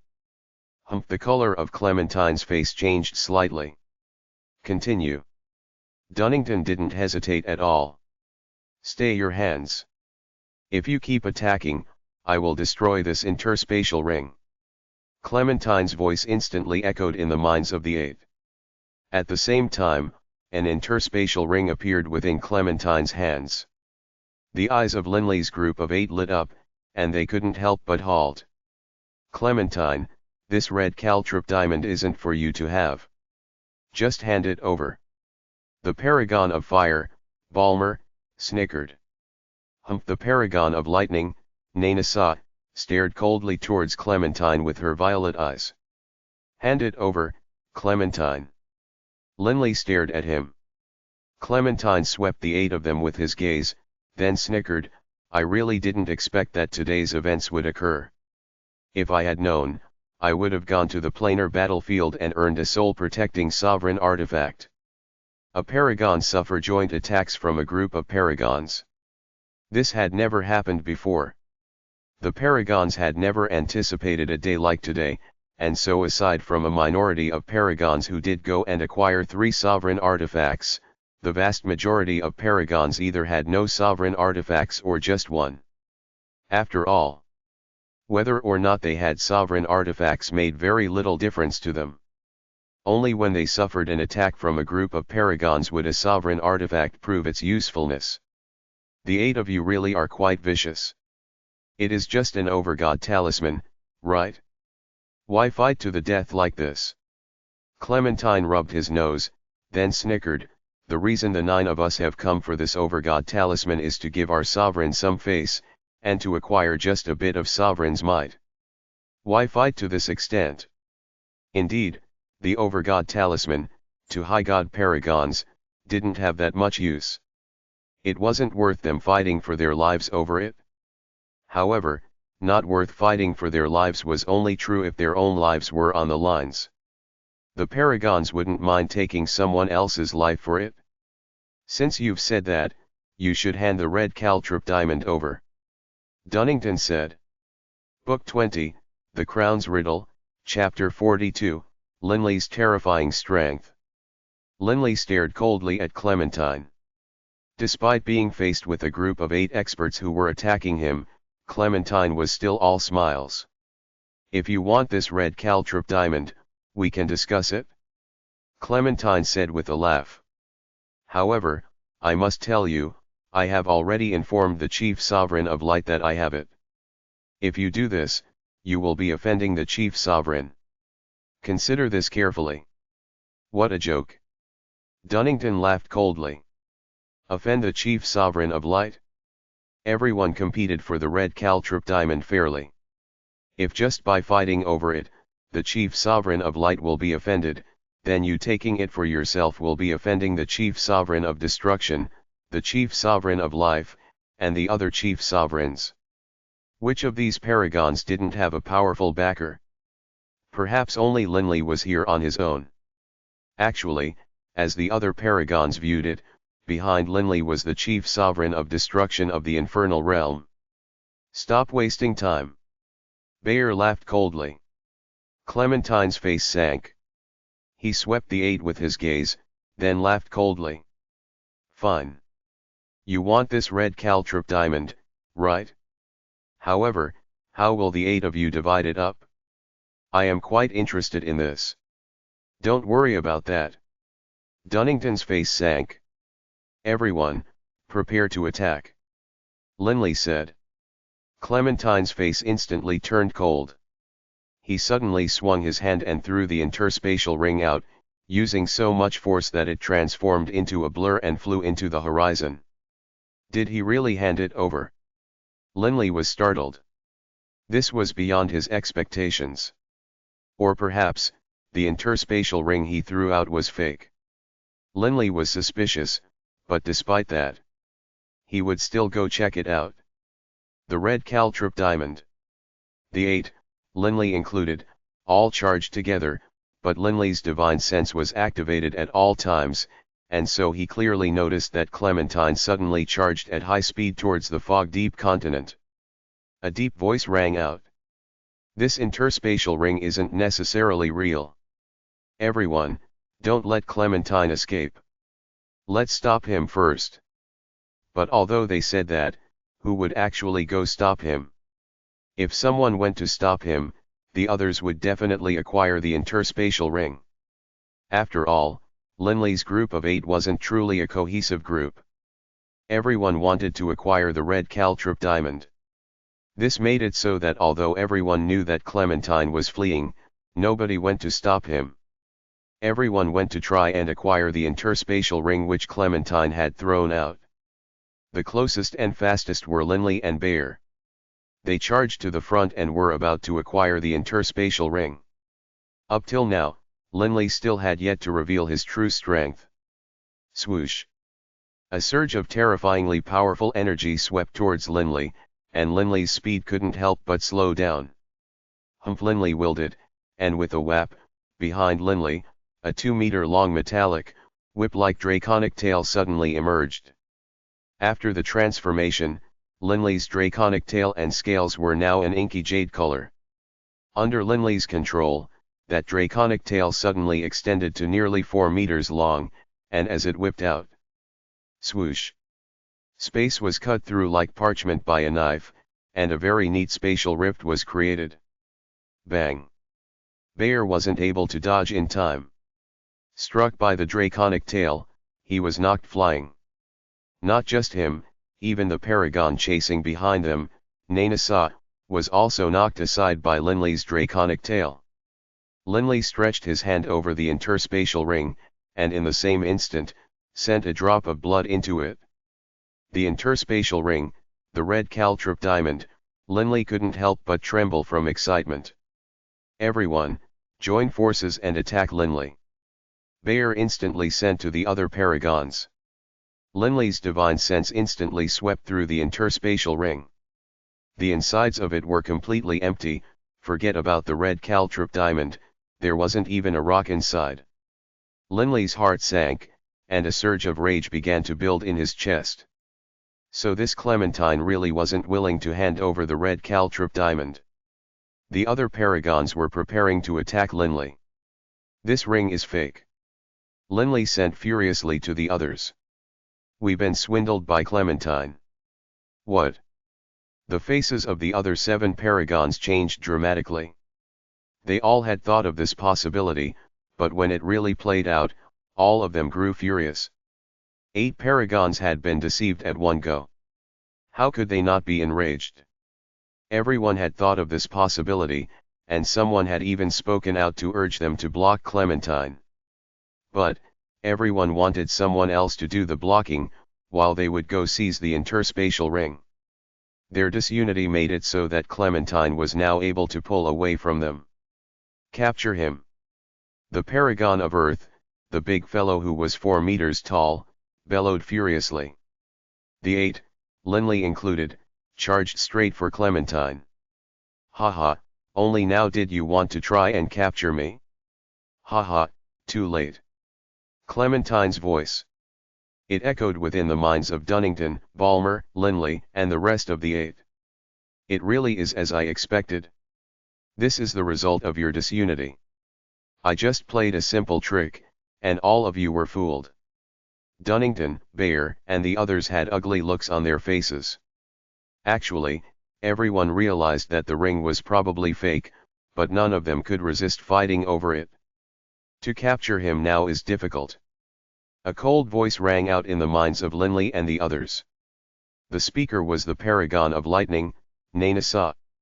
Although we only spent a few moments trying to acquire that interspatial ring, Clementine has already flown more than 100,000 kilometers away. Of the 8 of us, only 4 of us are as fast as Clementine, or at most slightly faster. But the distance is too great. It is impossible to catch up. Nainasa was quite dispirited. The other paragons felt helpless as well. Although they didn't want to accept it, it was true. Haha, I thought I'd have to use a second trick. It seems that is unnecessary. Everyone, thank you for showing mercy and allowing me to acquire the red caltrop diamond. Clementine sent with intentional mockery. Quite a few paragons began to slow down. Clearly, they had given up. I'm not chasing. I won't be able to catch him. Dunnington gave up as well. Linley stared up ahead, his gaze sharp. It's about time. Linley suddenly willed it, and the wind-type sovereign power coursing through his body was instantly retracted into his sea of consciousness. And then, Linley activated his fused divine power. The 4 types of divine power fused into that black divine power, causing Linley's energy to increase dramatically. Linley then accelerated just slightly. Bang! Space itself trembled as Linley's speed increased explosively. his speed had increased by roughly 30%. Actually, by relying on the fused divine power that was 10 times more effective than sovereign power, Linley's speed could increase several times over. But Linley understood something. If I were to suddenly increase my speed several times over, Clementine would probably be so terrified that he wouldn't dare do battle. He would go straight into chaotic space. That would be terrible. I've only increased my speed by 30% or so. He wouldn't actually be frightened, and this speed is enough to catch him. Linley's original speed was already quite terrifying. After a 30% increase? To make a difference of 100,000 kilometers after a 30% increase in speed was simply too easy. Catch me? In their dreams. Clementine, fleeing in the distance with a smug feeling, suddenly had a changed look on his face. His divine sense had realized that Linley had suddenly broken away from the other 7 paragons and was advancing towards him at high speed. How can this be? How can he be so fast? Can it be that he had been hiding his power? The other 7 paragons were shocked as well. How can this Linley be so fast? Dunnington stared, stupefied. This speed, it is even close to 30% faster than mine. The paragon of lightning, Nanasa, had a stunned look in her eyes as well. He just increased in speed by that much. There is still a distance of more than 100 million kilometers from here to the fog-deep continent's teleportation array. They are only 100,000 kilometers away from each other. He'll catch up in an instant. Bayer frowned as well. Linley's speed had stunned him. This group of paragons had no idea that Linley had only revealed a hint of his true power. This was because Linley didn't want to scare Clementine into fleeing into chaotic space. So what if he is just a bit faster? By himself, he won't be able to stop me. Clementine then calmed down. He had a defensive sovereign artifact. As he saw it, Linley's material attacks shouldn't be able to harm him. As for soul attacks? Generally speaking, unless the difference was large, it wouldn't be able to kill an enemy. His soul attacks definitely aren't as strong as mine. Even if they were slightly stronger, he wouldn't be able to harm me, he's just a bit faster. It makes sense. He is a member of the 4 Divine Beasts clan, it only makes sense that he's a bit special. Clementine felt very confident. Just now, he had suffered 2 soul attacks from paragons, yet endured it. Why would he fear Linley? Unless it was necessary, he wouldn't choose to enter chaotic space. If he did, he would have to suffer for some time as well. Clementine, you won't be able to escape. Linley had already caught up, and he could now see Clementine within his field of vision. Linley, I admit that you are quite fast, but do you think that by yourself, you will be able to stop me? Clementine chuckled. Linley just stared silently at Clementine as he drew closer and closer to Clementine. 1,000 meters. 500 meters. 100 meters. Suddenly. Bang. In that instant, Linley's speed suddenly tripled. On top of the earlier 30% increase in speed, it increased threefold more. Threefold. Impossible. The 7 paragons were watching this from afar through divine sense. 5 of them even cried out involuntarily in shock, while the other 2 just stared with looks of amazement in their wide eyes. It had been countless years since something was capable of causing these high god paragons to feel amazed. But Linley's speed had increased threefold more. This was on a completely different level from paragons. To be moving at such high speed definitely required that a person's energy and body were both far stronger than a paragon's. From ancient days till now, everyone believed that paragons were the highest level of existence amongst high gods. But Linley was definitely on a level stronger than even paragons. What was this about? Impossible. Clementine's eyes were filled with amazement as well. Right at this moment. Bang. He wasn't able to react at all before a fist came smashing towards his face. Clementine's defensive sovereign artifact trembled violently. It wasn't damaged, but Clementine's skull was actually fractured, and the flesh on his face was split open, causing fresh blood to flow out. Clementine just felt his head grow dizzy. In this instant, he was completely dazed. Not just him, the 7 paragons watching from afar were dazed as well. To be able to harm him even through a defensive sovereign artifact, what sort of an attack was this?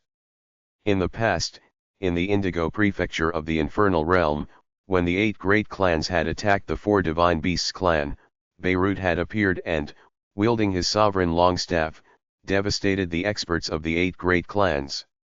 The patriarchs of the 8 great clans had defensive sovereign artifacts, but were still heavily injured by Beirut's staff blows, to the point of vomiting blood. Having a defensive sovereign artifact didn't symbolize that someone would be invincible. Imagine a child holding a steel shield, while an adult wielding an iron mace smashed hard against the shield. Even though the shield wouldn't be damaged at all, and although the shield would ablate most of the force, the remainder of the force would still cause the child to be injured. It was the same principle. If there was a 2-fold, 3-fold, or even 4-fold difference in strength, there were no problems at all if one relied on a defensive sovereign artifact. But of course, there was a prerequisite. That was that the attacker also had a powerful weapon. For example, Beirut, when he injured the patriarchs of the 8 great clans, he was able to do so because he had a sovereign weapon. He had a sovereign weapon, and given how strong he himself was, he was definitely more than 10 times as strong as his enemies, which was why he was able to badly injure them. If Beirut used all of his strength, he would have even been able to kill them. But if he hadn't had a sovereign weapon, things would have been troublesome. Although his attack power was great, if his weapon was ordinary, given the powerful collision that would have resulted, his weapon would have been destroyed. However, after undergoing the transformation from the 4 fused divine powers, Linley's fists and kicks were comparable to sovereign weapons. How can this be? Clementine's eyes were filled with shock. And then, he stared hard at Linley. You, how can? Humph, Clementine, just now, I didn't use full force. Linley said coldly. And then, his body suddenly began to sprout inky jade draconic scales. Those inky jade spikes emerged as well. Linley instantly went into full dragon form, then stared hard at Clementine. Just now, I was able to heavily wound you through the sovereign artifact. But now, I am able to kill you. You should understand by now. For the current Linley, even without dragon forming, he vastly surpassed his former strength in dragon form, prior to fusing the 4 divine powers. Using his fused divine power was more than 10 times more effective than using sovereign power. This made it so that the even non-dragon formed Linley was more than 10 times as powerful as an ordinary paragon. But now, Linley was in dragon form. His strength once more skyrocketed. His punches contained the power of will. They were absolutely on the sovereign weapon level. No, how can this be? Clementine was stupefied. The other spectating paragons were completely stunned as well. How could the world have an expert who was vastly stronger than a paragon? Paragons were invincible amongst deities. This was an iron rule. Unfortunately, they didn't realize that this so-called iron rule was only true in the past. A hitherto unseen quadruple soul mutation had been successful, which had changed everything. A soul mutate who had 4 divine clones had never been seen before. After succeeding, Linley's will became far more powerful than that of the will of a paragon. This symbolized that Linley would definitely be stronger than paragons. For him to have a powerful will was one thing, but what was even more terrifying was that after the 4 types of divine power fused, they actually changed Linley's body, making it so that it, too, reached the sovereign weapon level. This terrifying body, combined with his terrifying will, and the fused divine power that vastly outstripped sovereign power. All these things guaranteed that Linley would vastly outstrip any high god paragon. Prior to fusing 4 types of divine power, Linley was comparable to high god paragons. After fusing them, Linley was far beyond them. My body has divine clones hiding within it, so I admit that yes, after dragon forming, you have the power to kill me. But that's just my original body. I can use my divine clones to shatter this interspatial ring. Clementine said hurriedly. If you kill me, you'll acquire neither the interspatial ring nor the red caltrip diamond. That is precisely why, just now, I didn't try to kill you. Linley said calmly. His true power was tens of times greater than that of his opponent, and his body was comparable to a sovereign weapon. Linley was able to kill his opponent, even through a sovereign artifact. At most, though, he would be able to kill the original body. The divine clone hidden within it wouldn't die instantly. The divine clone absolutely could crush the interspatial ring. Clementine, it is just a red caltrip diamond. I imagine that you wouldn't be willing to give up your life for the sake of a red caltrip diamond. Linley said calmly. Even if we acquire the red caltrip diamond, we'll simply offer it to a sovereign and at most gain some sovereign's might. It isn't that useful. Clementine nodded. Your life. Your everything. Compared to a red caltrip diamond that can only be used to trade for some sovereign's might. Which one is more valuable? I imagine that you know what choice to make. Linley laughed calmly. Also, don't even think about entering chaotic space. Even if you charge in, I'll follow you in and instantly kill you. Earlier, Linley said that he had a 90% confidence because Linley believed that unless Clementine went mad, he wouldn't be willing to, for the sake of a red caltrip diamond that he would simply exchange for some sovereign's might, give up his paragon clone. Fine, you win. Clementine let out a sour laugh. I'm not going to give up my life for this bauble. Only, I want to ask you. Are you, a high god paragon? Book 20, The Crown's Riddle, Chapter 43, Utterly Exasperated. Are you, a high god paragon? This question was something which puzzled not only Clementine. Even the 7 distant high god paragons who were flying over were filled with shock and disbelief. Linley, even without dragon forming, had actually been able to harm Clementine through a sovereign artifact. What sort of power was this? It was definitely a power gap of more than 10 times. To be more than 10 times more powerful than a paragon? Aside from sovereigns, could someone else be capable of this? In addition, this was when he wasn't in dragon form. If he did dragon form, how much stronger would Linley be, compared to a paragon? Linley's very existence was completely inconceivable. Paragon. Linley raised an eyebrow. Can it be, that you've made another breakthrough? Can it be that after we become paragons, we can make further breakthroughs? Clementine asked hurriedly. The Overgod talismans weren't that enticing to paragons. After becoming a paragon, they had lost all motivation, as they believed that they had reached the very pinnacle. Some lived leisurely lives, others secluded themselves, while still others controlled a side of their own. But upon seeing Linley, these paragons discovered that apparently it was possible to continue to increase in strength. Instantly, their hearts began to blaze once more. No. Can it be that just because I'm also a paragon, I can't possibly be tens of times or 100 times stronger than you? Linley laughed calmly. Clementine was stunned. You, is it because of your body? Yes. I am a paragon, but my body is far more powerful than yours. My body is comparable to a sovereign artifact. Linley smiled. Even now, Linley wasn't prepared to publicize his secret. This, a body comparable to a sovereign artifact? That's completely, how can that be? Clementine now completely understood. Paragons who both used sovereign power should, logically speaking, be equivalent. But Linley's body was comparable to a sovereign artifact in power. Such a physically powerful body made it so that Linley's attacks were tens of times, or nearly 100 times, more powerful than an ordinary paragon's. Why can't it be possible? Hemmers, even though he isn't a paragon, is too naturally talented. His material attacks are already comparable to a paragon's.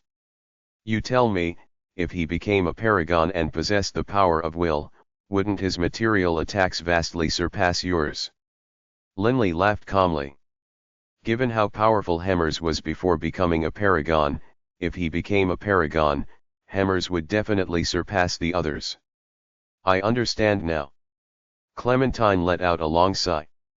Linley, you are now the most powerful person who has ever existed, aside from the sovereigns. Clementine looked at Linley with a complicated look in his eyes. Clementine understood what Linley was saying. Not one of the other paragons had a body comparable to a sovereign artifact. It must be understood that in all of history, throughout all the planes of the universe, there were less than 10 people whose bodies were comparable to sovereign artifacts in strength. Hemmers could just barely be considered one, while Beirut was another. There were less than 10 in the entire universe. For one of those rare, blessed individuals to also become a paragon?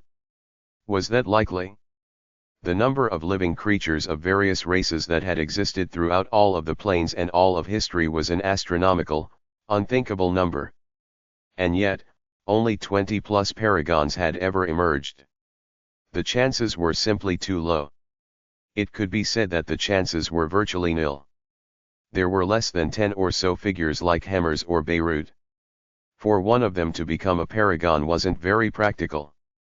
Actually, according to the way the natural laws of the universe worked, for those who were too innately gifted, it would be extremely difficult for them to train.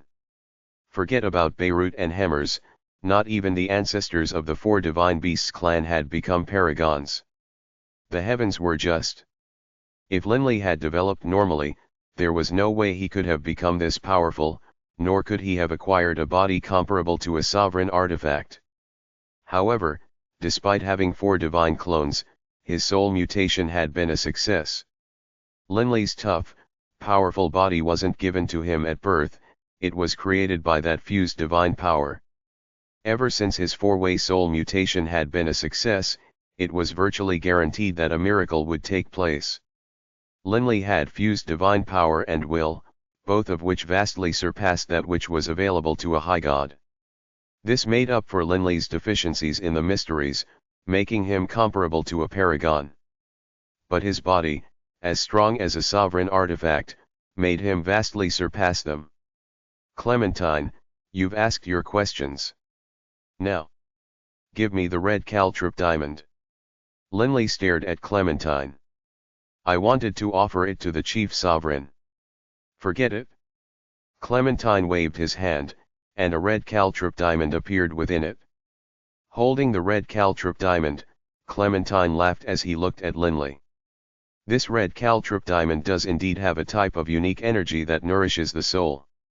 However, to us paragons, it is useless. Clementine casually tossed the red caltrip diamond towards Linley. A treasure had varying levels of effects on varying levels of people. If an ordinary mortal were to hold the red caltrip diamond, it would probably cause his soul to quickly become as powerful as the soul of a saint. If a god held it, he would also feel his soul change, and he, a god, would even be able to kill an ordinary high god. But if a high god were to hold it, the soul would no longer strengthen. The true was same for its released power. The more powerful a person was, the less effective it would be. The red caltrip diamond was only a talisman, after all. It wasn't an Overgod artifact. Although it had unusual effects, it wasn't an invincible treasure. Brody, when holding it, could kill 6 star fiends. But Mord, when in possession of the 9 soul pearls, was nearly finished when facing a Linley who had yet to make his 4-way fusion of divine power. To him, the increase in strength was already quite limited. To paragons, in terms of both body and soul, after they acquired the power of will, They had already reached a limit amongst deities. Even if they held the red caltrip diamond or the 9 soul pearls, it would at most increase their power by 10 or 20%. Their regenerative power might increase twofold or threefold, but against someone who was tens of times stronger, it was useless. The regenerative effect, as far as paragons are concerned, is negligible. Linley stretched his hand out and accepted the tossed red caltrip diamond. A surge of warm energy filled Linley's body and soul. It was a feeling akin to the feeling he had when he held the 9 soul pearls. This sort of nurturing power, to a soul as strong as Linley's, had no effect at all. On the surface, Linley looked calm. But in his heart, he was so excited that he was quivering. The red caltrip diamond. This is definitely the red caltrip diamond. Linley wildly celebrated mentally. 3 talismans. I finally have them all. In his mind, Linley could still clearly remember those scenes from his youth. That day, a blurry light had flown out from the coiling dragon ring, transforming into an amiable, kind old man with a moon-white robe and a white beard. Hello, kiddo. My name is Do-Ring Coward. I am a saint-level Grand Magus of the Poent Empire. From that day onwards, his destiny had changed. Linley would never forget how Grandpa Do-Ring had consumed up his own soul to execute a forbidden magic spell to save Linley. That was the most painful event Linley had ever been through. Grandpa Do-Ring, soon, I'll be able to see you again. Linley said quietly to himself. Excited, Linley wanted to immediately let the 3 talismans become one, and to let the crown of life summon the Overgod of life. But Linley didn't let his joy cloud his mind. This isn't yet the time for fusing the 3 talismans. If I summon the Overgod of life now, the sovereigns will immediately know that I have the 3 talismans. That will be disastrous. If sovereigns knew that Linley, a deity, had 3 talismans, what would the repercussions be? Linley didn't even dare to imagine it. Even if the sovereigns find out that I have an Overgod talisman, a single talisman wouldn't be enough to make a group of sovereigns go berserk. But if they knew that I had all 3 of them, the sovereigns would definitely go wild with rage. Once I return to the Yulan continent, I can then summon the Overgod. Even if the sovereigns are filled with hate, at worst, I can just remain at the Yulan plain and never leave again. Linley came to his decision. Right at this moment. In the skies above the vast, endless sea, several other figures were flying over at high speed. Linley glanced at Clementine, then turned back to look. It was the 7 paragons and Bibi. Bibi had been brought along by Dunnington as well. Linley. Congratulations. Loud laughter rang out, the speaker was Dunnington. Becoming a paragon is one thing, but for your body to be so strong that it is comparable to a sovereign artifact. That 4-meter-tall azure-haired fellow's words held a hint of envy in them. All the other 7 paragons, and even Bibi, had heard the words between Linley and Clementine. Linley, as I recall, during the Planar War, your body wasn't this strong. How can you now? The paragon of wind, Bayer, stared at Linley. One can train one's body to such a level. All of the paragons immediately stared at Linley. Who didn't want to strengthen their bodies? Having a defensive sovereign artifact only meant one had a powerful shield. But a body like a sovereign artifact? That had the power to reverse the rivers and overturn the seas, the terrifying power to rip the heavens asunder. I had to experience quite a few things to reach this level. Linley gave a very unclear answer as a response. The other paragons looked at each other, not wanting to ask anything further. Everyone, you don't still want to fight over this red caltrip diamond with me, do you? Linley said with a smirk. Fight with you? Do we look like we want to die? The paragon of lightning, Nanasa, still spoke with a cold voice, but a hint of laughter was in her eyes. I don't have a defensive sovereign artifact, unlike Clementine. You need to dragon form to kill him, but against me, you wouldn't even need to dragon form. Forget it. After seeing your speed, Linley, and your attack power, I immediately understood that we don't have any chance of acquiring the red caltrip diamond. Dunnington laughed as well. This group of paragons was actually all smiles. They had only come to fight over the red caltrip diamond at the request of their sovereigns. If they were going to fight over it, they would go all out. But upon seeing that there was no hope, they naturally gave up. They didn't feel disappointed or bitter. After all, the Overgod talismans weren't of much use to paragons like them. Boss, boss. BB hurriedly flew to Linley's side, winking towards Linley. Is it all done? Can we leave, now? Linley immediately laughed. Of course we can go. Linley swept the 8 paragons with his gaze, then smiled. Everyone, the fight over the red caltrip diamond can come to an end now. I don't want to stay at the Okerlund plain for much longer, so BB and I will leave now. Right at this moment. Linley turned to look. Above the sea, a surge of terrifying energy began to take form. The colors of the world began to change, and lightning began to ring out. Immediately afterwards, it seemed as though the sun in the sky lost its luster after that terrifying energy began to emit a dazzling light as it slowly condensed into an enormous figure. That familiar aura. The chief sovereign of light. Linley narrowed his eyes. Linley. A sonorous voice which echoed like thunder rang out. That 10-meter-tall giant figure appeared, and its appearance was that of the chief sovereign of light. Only, it was larger in size. Chief Sovereign. Linley just smiled as he looked at the Chief Sovereign of Light. Sorry, Linley. I had already informed the Chief Sovereign of Light that I was in possession of the red caltrip diamond. After this happened, I had to at least let him know. Clementine said apologetically. I understand. Linley understood why Clementine had to do this. The Chief Sovereign of Light descended, staring icily at Linley. His gaze also swept across the other 8 paragons and BB. The Chief Sovereign of Light was quite furious. Because Clementine wanted to be prepared for all eventualities, the Chief Sovereign of Light had personally traveled through chaotic space from the Divine Light Plane. He had traveled through the vast, endless tides of chaotic space and hastened towards the Okerlund Plane. Only, although the 4 higher planes and the 7 divine planes were close to each other, the countless other material planes, despite being close to each other, were in a rather remote area. For even someone like the Chief Sovereign of Light, he had only managed to travel a tenth of the distance. From this, one could imagine how far the distance was. The Chief Sovereign of Light had been filled with hope and had been very excited. He hadn't minded how the amount of effort and labor it would take for him to make it over there.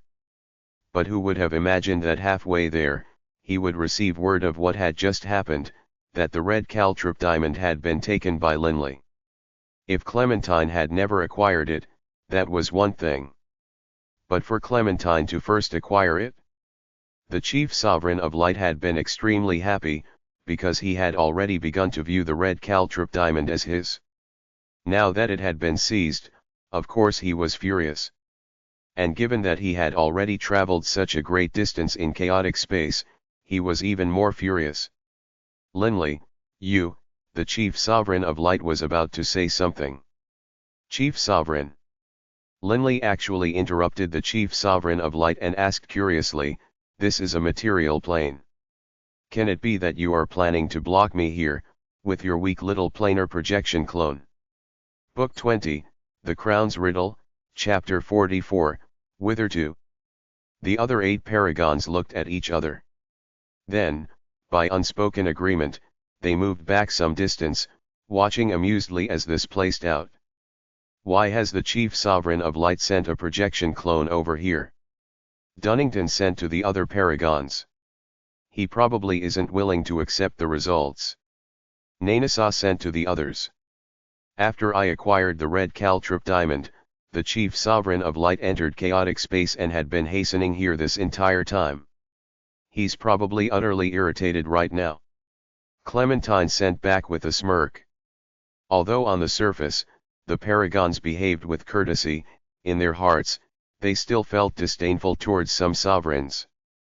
Paragons had become paragons through ability. Sovereigns.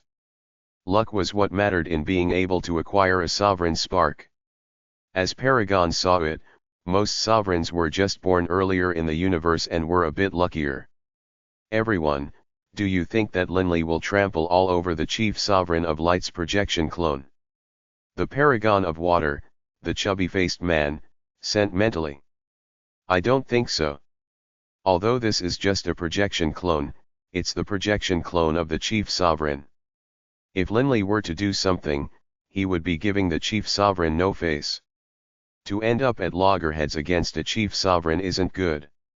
The paragon of fire, Balmer, sent back. The chief sovereign of light's sovereign body wasn't able to enter the Okerlund plane as well. This was just a planar projection clone. Planar projection clones contained just the barest wisp of the mind of the sovereign. Projection clones were simply created by that wisp, with power borrowed from the sovereign. Planar projection clones understood the profound mysteries, but they didn't possess the power of will. Although this is the projection clone of the chief sovereign, the projection clone doesn't have the power of will. In terms of power, it is just on par with an ordinary Lord Prefect. Linley didn't feel worried at all about this chief sovereign of light before him. This was just a planar projection clone, it was no match for a paragon, much less Linley. The enormous planar projection clone stared coldly at Linley. Clementine, how did this red caltrop diamond end up being taken by Linley? The planar projection clone looked at Clementine. Clementine immediately laughed sourly.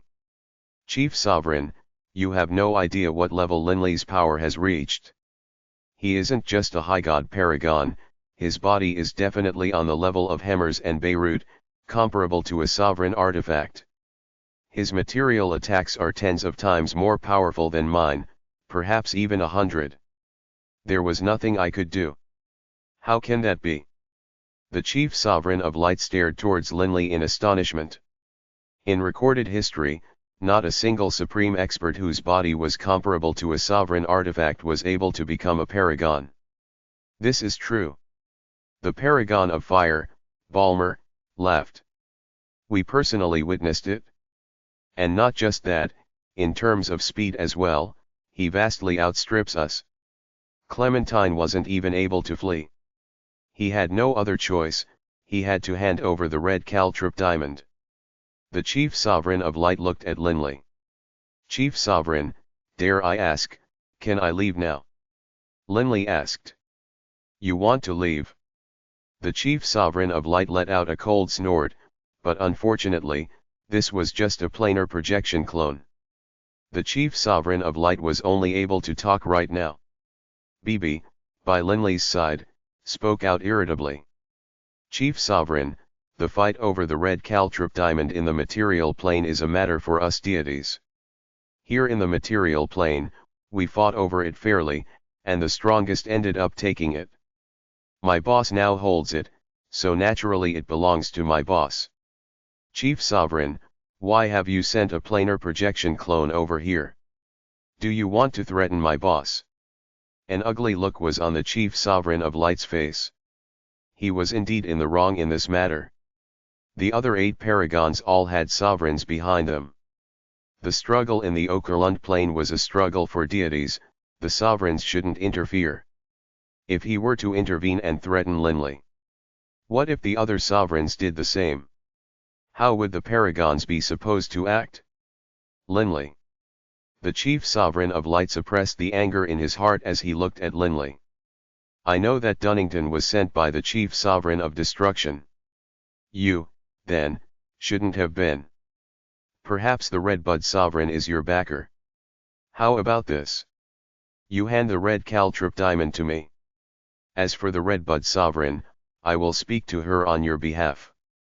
If you give it to me, it can be said that I'll owe you a favor. What do you say? If he couldn't use hard tactics, he would try soft ones. A favor? Linley was about to say something, but suddenly. Haha, Augusta, your methods aren't very good. A deep, sonorous voice rang out, and an enormous surge of energy once more descended from the heavens. Unlike the light energy, this surge of energy was completely black and seemed to be filled with a murderous aura. It was destruction-type sovereign power. And then, it solidified into a blurry figure. The chief sovereign of light, seeing the situation, couldn't help but frown. The chief sovereign of destruction. Linley mused to himself. Linley. I notified the chief sovereign of destruction. Dunnington sent. Linley also knew that these paragons all had methods by which they could communicate with the sovereigns who stood behind them. Linley and I are engaging in free-willed negotiations. What right do you have to stop us? The chief sovereign of light said. Haha, the chief sovereign of destruction let out a clear laugh. How can you call this free will? You are oppressing him with your power. You, chief sovereign of light, are verbally asking Linley to do this. But if I were to do the same? If the chief sovereign of life, the chief sovereign of death, the chief sovereign of darkness, and the other chief sovereigns all acted in this matter? Tell me, how could Linley choose? The chief sovereign of light didn't make another sound. His sudden manifestation of a projection clone had given others an excuse to point at the error in his actions. Actually, the reason he had done this was because he had believed that this item was already his. He had traveled such a long distance in chaotic space, and yet, he suddenly learned that his item had gone missing. Naturally, the chief sovereign of light had been enraged and, in his anger, allowed a planar projection clone to descend. This chief sovereign isn't much better than an ordinary person. BB sent mentally to Linley. Naturally. A chief sovereign is just a living creature who, after becoming a high god, was lucky enough to acquire a sovereign spark then fuse with it, thus becoming a sovereign. Just because they fused with sovereign sparks doesn't mean that their temperaments will change. Normally, these sovereigns act high and mighty when dealing with us deities. Naturally, they can't be bothered with us. This is a way of showing their superiority. But once there is a struggle that involves their own interests, such as this struggle over the Overgod talismans, their greedy or tyrannical natures will once more reveal themselves. Linley sent back. This chief sovereign of light really is tyrannical. BB, after having met the chief sovereign of light several times, couldn't help but come to this judgment. The chief sovereign of light is overbearing, but he always has been. Even Patriarch Gislason told me about this. Linley still remembered the words Gislason had said to him. Gislason even suspected that the 4 ancestors of the 4 divine beasts clan had been killed by the chief sovereign of light. He had also described the chief sovereign of light's overbearing nature. While Linley and BB were chatting spiritually, the chief sovereigns of light and destruction were chatting as well. Fine. Neither of us will force Linley. Linley will choose for himself, who he wishes to offer the red caltrip diamond to. The chief sovereign of light couldn't help but look at Linley.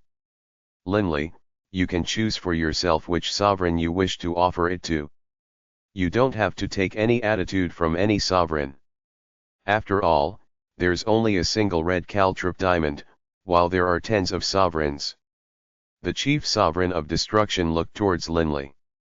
The chief sovereign of light stared at Linley, his eyes containing a silent signal. Sorry, chief sovereign of light. Linley smiled. The chief sovereign of light's face immediately changed. Humph. You don't know what's good for you.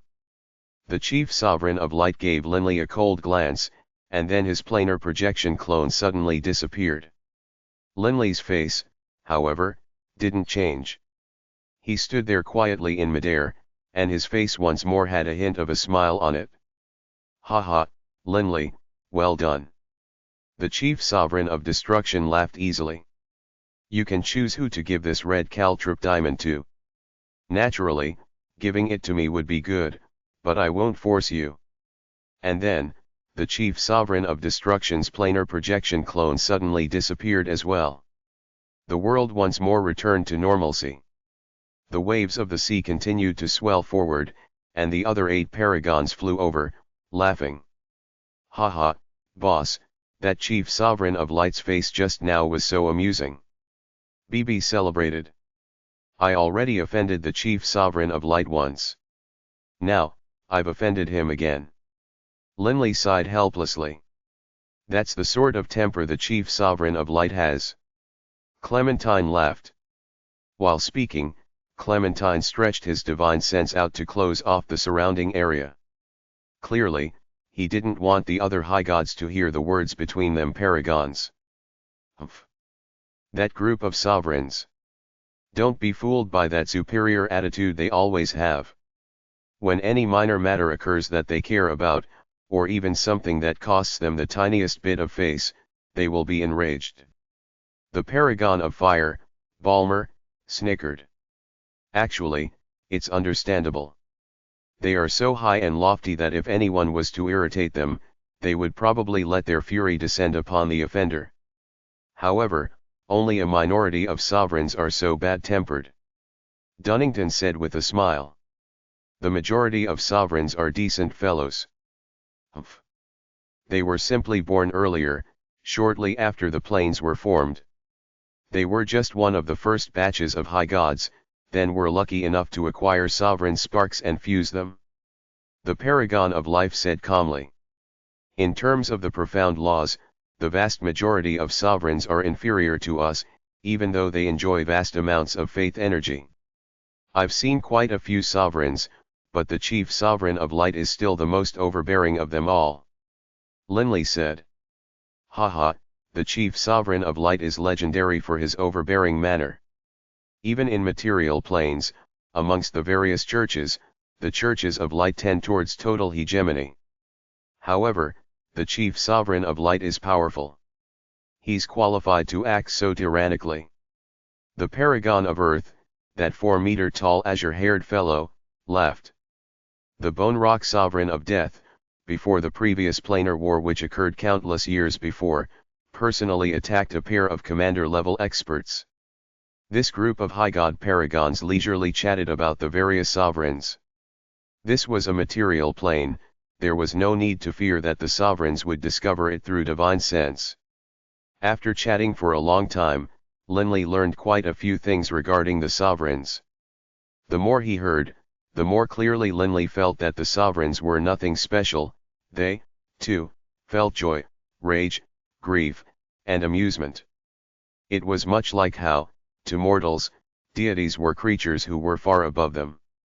But in the Infernal Realm, deities formed into bandit groups and acted in ways that were even more nakedly selfish and aggressive than in the mortal world. Perhaps only the 4 overgods who were the personifications of the edicts were truly emotionless and unfeeling. All right, everyone. The matter here in Okerlund Plain has come to an end. I'll leave now. The paragon of wind, Bayer, laughed. After this friendly discussion, all of the people present had grown much closer to each other. Let's leave together. We need to leave as well.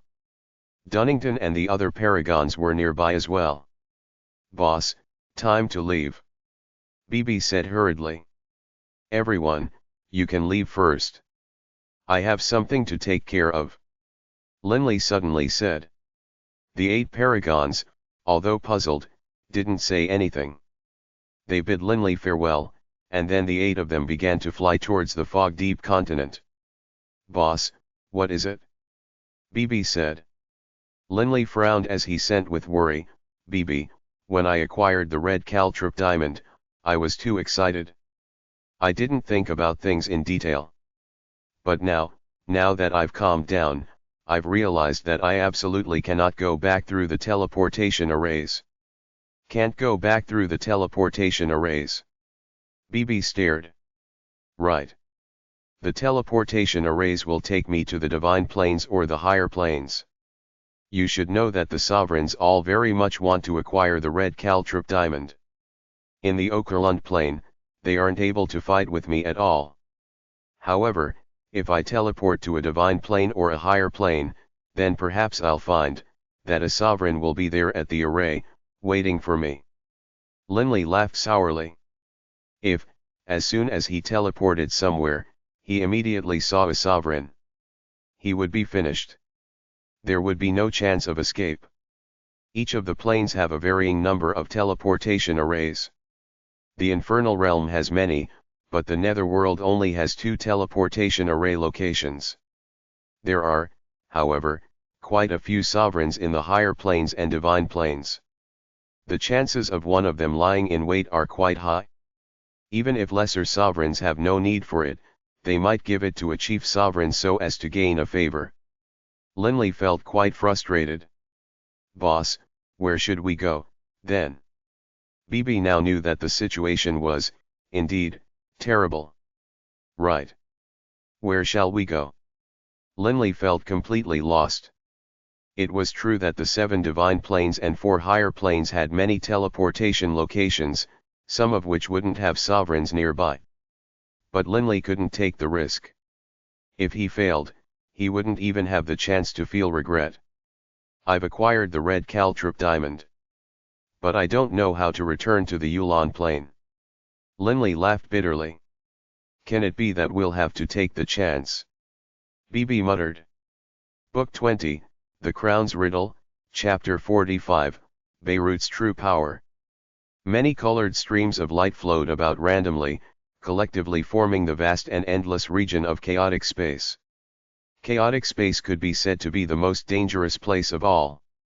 Even ordinary divine artifacts that were brought in would be torn asunder by the terrifying chaotic energy streams. Only experts who had defensive sovereign artifacts or high god paragons would be able to just barely stay alive in the face of the repeatedly clashes of energy in chaotic space. But despite that being the case, high god paragons would be completely helpless in chaotic space. The explosive streams of energy clashed against each other. When trapped within, the only choice was to allow the energy streams to take you where it willed. Right at this moment, a hazy white glow covered a large figure and the area around him. This large figure was dressed with a long white robe that was embroidered with golden patterns. His long gold hair fluttered loosely in an eye-catching manner. He stood there in the center of the vast, endless flows of chaotic energy. The rainbow-colored chaotic streams clashed against him, but weren't able to budge him at all. This person was the greatest experts amongst the 7 sovereigns of light, the chief sovereign of light. The chief sovereign of light's eyes stared coldly into the distance. The red caltrip diamond was already in my hands. I didn't imagine. The chief sovereign of light's eyes held a hint of anger in them. However, even if that woman, the red bud sovereign, is the one behind him, when he moves from the Okerlund plane to the Infernal Realm, he will be randomly teleported to one of the teleportation arrays. Perhaps the red caltrip diamond will fall into the hands of the other sovereigns. He immediately sent the word through a clone he had left behind in the divine light plane. Riddle, keep an eye on Linley. See which teleportation array Linley travels through and which plane he goes to. Yes, Chief Sovereign. Although Clementine had led a large group of high gods away, in truth, those high gods actually obeyed the orders of Derry, because Derry was one of the 2 individuals who maintained contact with the sovereign. Those high gods immediately spread out their divine senses, locking upon Linley and BB, located above the ocean. They were watching Linley's movements. Linley naturally used his own divine sense to prevent the other high gods from tracking him. Take the chance? No way. There are too many sovereigns paying attention to the Overgod talismans. I imagine that the vast majority of teleportation arrays have sovereigns nearby. Although I am powerful, in the face of a sovereign, I won't be able to fight back at all. Linley shook his head. I can't make any mistakes when it comes to this red caltrip diamond. Then, what should we do? BB was rather irritated and upset as well. Linley pondered for a while, but still wasn't able to come up with a completely secure option. Although there were sovereigns in the Infernal Realm who seemed to be on good terms with Linley, in reality, that was just some special attention that they paid to him, a junior. If it involved the red caltrip diamond, although the planar projection clone of the chief sovereign of destruction had spoken quite nicely, things wouldn't necessarily remain that way once Linley returned to the Infernal Realm. After all, in the Okerlund plane, his projection clone wasn't able to do anything to Linley, and so trying to force him was pointless. But once they arrived in the Infernal Realm, wouldn't the Sovereign want to take the Overgod talisman? "Boss, let's go ask my grandpa Beirut. Perhaps he has a way," BB suddenly suggested. "That's our only choice." Linley nodded slightly. The Yulan Plain. The Barak Empire. Dragonblood Castle. In recent days, Beirut had been living in Linley's Dragonblood Castle, while Linley's divine clone would often chat with Beirut regarding the advancement of matters in the Okerlund Plain. They often spent time together recently, causing Linley and Beirut to feel even closer and more friendly with each other. Swoosh! A figure flashed forward and arrived within the empty garden. It was Linley. Within the garden, Beirut was teasing two young children of the Barak clan quite happily. "The two of you, go play over there for now," Linley said while laughing calmly. "Yes." The two children, upon seeing Linley, didn't even dare to breathe too loudly. They immediately left obediently. Within Dragonblood Castle, Linley's status had long ago risen to an extreme. In the hearts of the descendants of the Barak clan, Linley was the most supreme exalted person alive. "What has you in such a hurry?" Beirut laughed calmly. Linley said helplessly, "Lord Beirut, the situation right now is quite grim." "Oh." Beirut frowned, staring solemnly towards Linley. "This is the situation. I've already acquired the red caltrip diamond, but I am quite frustrated about how I should return to the Yulan Plain. After all, the Okerlund only has 11 teleportation arrays which lead to the 7 divine planes and the 4 higher planes. There are so many sovereigns, I'm worried that most teleportation arrays probably have sovereigns watching them. Once I appear, they will probably come to seize it." Beirut nodded slightly. "Linley, you wish to keep the red caltrip diamond for yourself?" Beirut suddenly said. "Yes." Linley nodded. If Linley had to offer the red caltrip diamond to a chief sovereign, for example the chief sovereign of destruction, he could just teleport to the Infernal Realm. Most likely, the other sovereigns of the Infernal Realm wouldn't dare fight over something of the chief sovereign's. If Linley lied and said that he gave it to the chief sovereign of destruction, then moved to teleport back somewhere else. This wasn't very practical.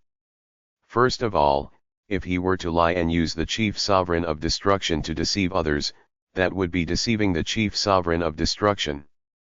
Secondly, if there were any other sovereigns nearby, they surely wouldn't just watch as Linley arrived, then teleported back to the Yulan Plain right away. Most likely, as soon as Linley told the teleportation staff members where he was going, his lies would be seen through. "Describe what happened in the fight over the red caltrip diamond in detail to me," Beirut said solemnly. "All right. Back then, the 8 paragons and I all arrived at Lionheart City. We were all trying to guess at the real meaning of the 3 words, Lionheart City. And what they meant. Linley began to describe in detail everything, including how the chief sovereign had descended a projection clone. As Beirut listened, he began to frown. The chief sovereign of light actually went into chaotic space and was hastening towards the Okerlund Plain. Beirut said in surprise. "Right. Clementine told me. This was precisely why the chief sovereign of light was so angry, I suppose," Linley said. Beirut fell silent.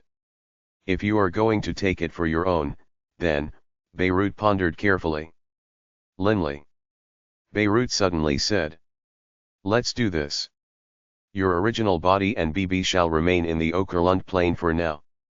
Pretend to have gained a sudden insight and begin to engage in closed-door training. Shut yourself in for 10 days or so." "Lord Beirut, are you saying?" Linley was slightly stunned, but then he understood. "You are telling me to delay?" As time passes, those sovereigns will no longer remain by the teleportation arrays. But that's not necessarily true. If the sovereigns just go ahead and begin training in the area around the teleportation arrays, they could easily wait for 10 million years.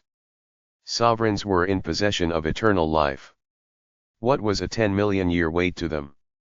That isn't the reason. Beirut laughed calmly. A little while later, you'll know. All right. Linley still trusted Beirut greatly. Only, Linley was puzzled. Beirut asked him to remain in the Okerlund plane for 10 days. Why? Within chaotic space. The chief sovereign of light had already embarked on the way back.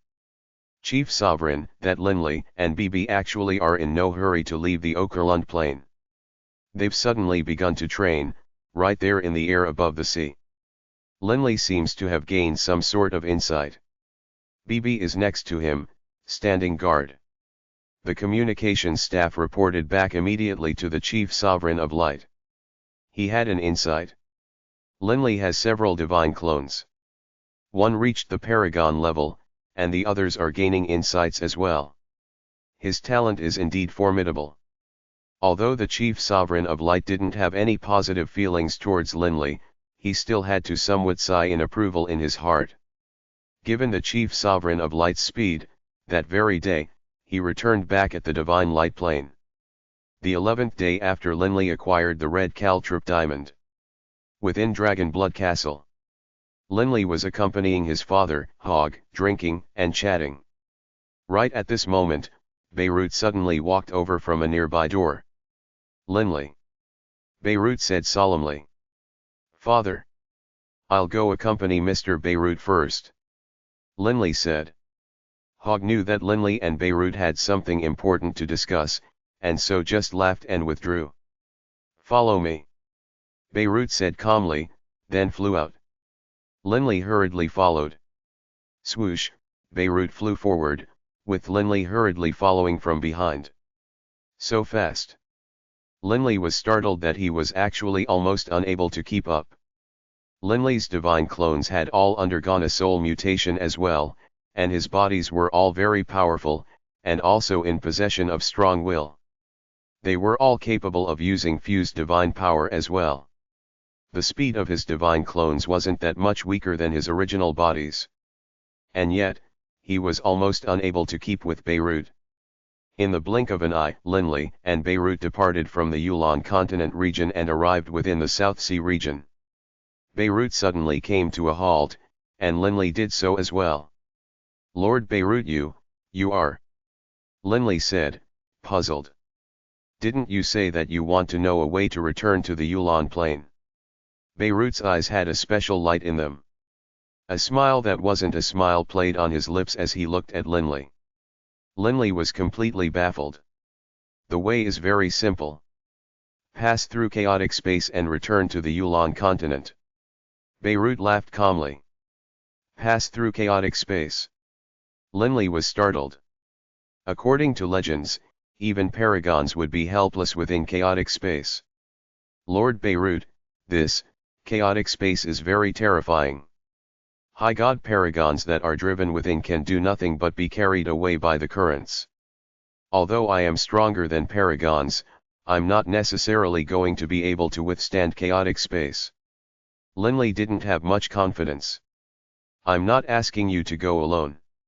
Beirut said with a smile, and then he opened his hand into a palm. With a palm blow, he slashed open the air. Rumble, the weak spatial walls of the Yulon plane ruptured, immediately revealing a massive spatial tier. Material planes were very weak. At Linley's level, experts could just use their control over elemental essence to chop out a small pocket dimension within a material plane. But of course, this was something they could only accomplish in a material plane. If it were the Infernal Realm or the Netherworld, there was no way this could be done. Sovereigns, however, could even create their own independent divine plane through their terrifying control over elemental essence. Independent divine planes versus pocket dimensions formed from material planes. From this one could tell the terrifying difference in power between sovereigns and deities. Follow me. Beirut grabbed Linley, took a step forward, then threw him through the spatial rift. This, Lord Beirut. Linley was shocked. He was grabbed and pulled by Beirut directly out of the Yulon plane and into chaotic space. Multicolored flows of chaotic space spun everywhere in such an eye-catching, beautiful manner. But Linley was now trapped, and one surge after another chaotic energy clashed against his body. Linley didn't hold back at all, instantly activating the fused divine power within his body to resist the clashing chaotic energy. Crackle, a spatial tear appeared nearby. Chaotic energy crashed against Linley, wanting to drive him into the spatial rift, but Linley resisted. The energy of chaotic space truly is frightening. No wonder even high god paragons are helpless. However, I'm able to just barely move against the current. Linley discovered that, at full strength, he was still able to resist the spatial flows and move forward. Linley felt as though he was a toddler who was advancing through rapid river waters. Linley, how do you feel? Beirut's voice rang out. Linley turned to look. Beirut stood there with a faint smile within streams of chaotic energy, not paying them any attention at all. Lord Beirut, you. Linley was surprised. Even paragons would be washed away by the chaotic streams of energy. But Beirut just stood there, unmoving. Haha, if you move at that slow speed, even thousands of years wouldn't be enough for you to make it from the Yulon plane to the Okerlund plane. Beirut, seeing Linley's movement speed, couldn't help but laugh. As he spoke, Beirut released a strand of green light from his body, covering Linley within it. It is easy to get lost within chaotic space. Your original body is in the Okerlund plane, and so you should know the correct direction. Guide the way. I'll make haste. Beirut led Linley forward. Under the protection of the green light, they transformed into a flash of green lightning and instantly disappeared. Book 20, The Crown's Riddle, Chapter 46, Beirut, Sovereign. Chaotic streams of energy shot out in every direction at high speed. Linley, under Beirut's guidance, advanced at high speed. Linley was currently completely stupefied. How can this be? To be able to move at such a terrifying speed, even in chaotic space, it can be said that he is completely ignoring the chaotic energy flows. Beirut, his power. Linley turned his head to look at Beirut, who was by his side. His eyes were filled with disbelief. There were no other possibilities. Beirut had definitely surpassed the deity level. Beyond the deity level, there was only the sovereign level. Lord Beirut, you are a sovereign? Linley asked. Haha, Beirut laughed clearly, and he couldn't help but stroke his black beard. Linley, I'm able to casually fly at high speed through chaotic space, at a speed which is 100 times faster than you are able to fly at in a material plane. You tell me. If I'm not a sovereign, what am I? Linley was stupefied. Beirut was clearly admitted that he was a sovereign. Sovereign, but, how can this be? Linley, for a moment, was completely dazed and confused. Lord Beirut, there's no way for a sovereign to enter a material plane. Material planes are completely unable to withstand the terrifying power of a sovereign's energy. In the Okerlund plane, the chief sovereigns of destruction and light had only been able to manifest their planar projection clones. Haha, amongst deities, there is indeed the saying that sovereigns are unable to enter material planes. Beirut stroked his beard and smiled. However, to speak more precisely, foreign sovereigns are unable to enter material planes. Foreign sovereigns.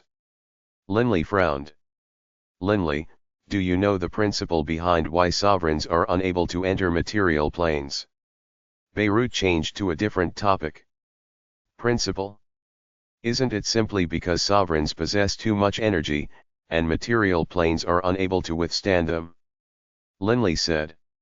Linley, if it were true that sovereigns possess too much energy and material planes are unable to withstand them, think about that carefully.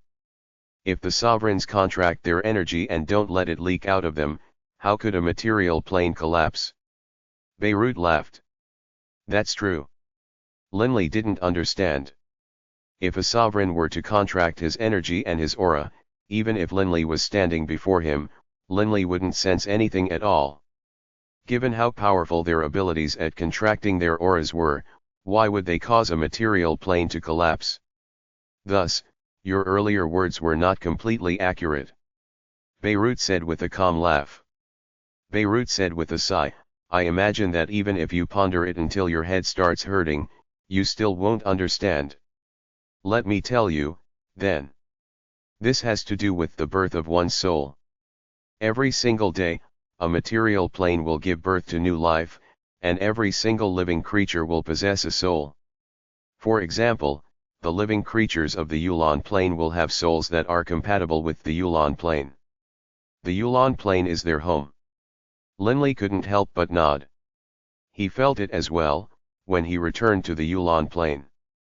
Although the elemental essence in the Yulon plane was far less dense than the infernal realms, Linley still felt very comfortable. It just felt different. Linley had always thought that this was just a psychological effect, but now, it seemed, it was because his soul had been born in the Yulon plane. It made sense. When mortals died, their souls would enter the netherworld and they would turn into undead. After an undead died, its soul would shatter and dissipate. When deities died, their souls would shatter and dissipate. Since souls could dissipate, naturally, souls could be born as well. When each infant was born in a material plane, when each magical beast was born, they would all gain souls. These souls would naturally have a special link to the plane they were from. Foreign sovereigns are unable to enter material planes. This is because of their souls. Their souls were not born from these material planes, and when they enter one, they will naturally be rejected by the material planes. The energy of material planes and sovereigns will naturally reject each other, but because the energies of the sovereigns are too powerful, they will cause the entire plane to collapse. Beirut explained in detail. Linley now understood. It was this mutual rejection that caused the material plane to collapse. If, however, the sovereign's soul was birthed within a particular material plane to begin with, then the material plane would be like his home. Even after he became a sovereign, the material plane wouldn't reject them. Since there is no rejection, sovereigns would naturally be able to enter this material plane. Beirut laughed. Lord Beirut, are you saying that if a sovereign's homeland was a particular material plane, then he would be able to return to that material plane, while being unable to enter any others? Linley said. Right. Beirut laughed calmly. Of the countless material planes of the universe, my sovereign body is only able to enter the Yulon plane. As for the other material planes, I am unable to enter. Everything was now clear. The Yulon plane. Our home. Linley let out a sigh. He was born in the Yulon plane, and his soul was born from there as well. The Yulon plane was his home. No matter what level of power he attained, the Yulon plane, his home, would never reject him, its child. Lord Beirut, since you are a sovereign, then why hasn't your sovereign body entered the higher planes, and instead remains here in the Yulon plane? Linley said, puzzled. Also, why did your divine clone become the emissary of the blood-rich sovereign? I had my divine clone become an emissary because I wished to help the four divine beasts clan. Beirut laughed calmly. As for the reason why my sovereign clone hasn't gone to the Infernal Realm or another higher plane, and instead remains in hiding in our homeland, that is because, if my sovereign clone leaves our homeland, the chief sovereign of light will pursue and attack. The chief sovereign of light will pursue and attack. Linley was shocked. So it seemed as though Beirut was hiding from enemies, which was why he hadn't left. Beirut's method was quite effective. The Yulon plane was Beirut's home, but not the home of the chief sovereign of light. Beirut could hide there without emerging, but the other sovereigns wouldn't be able to enter. Why would the chief sovereign of light want to kill you? Linley was very puzzled. Haha, of course he wants to kill me. His hatred for me is bone deep. The only reason why my divine clone is permitted to remain safely in the Infernal Realm is because I managed to persuade the chief sovereign of destruction to assist me, after paying a tremendous price. Beirut laughed loudly. Forget it. Enough about that. What matters now is to receive your original body and return to the Yulon plane as soon as possible. Linley nodded. Beirut leading him through chaotic space was quite dangerous as well. After all, since Beirut could enter chaotic space, so too could the chief sovereign of light. No wonder Lord Beirut asked me to wait for 10 or so days. He probably wanted to delay for a bit longer, so as to wait for the chief sovereign of light to return to the divine light plane. Linley now completely understood why Beirut had asked him to wait for 10 days. Linley's original body was within the Okerlund plane, while his divine clones were with Beirut.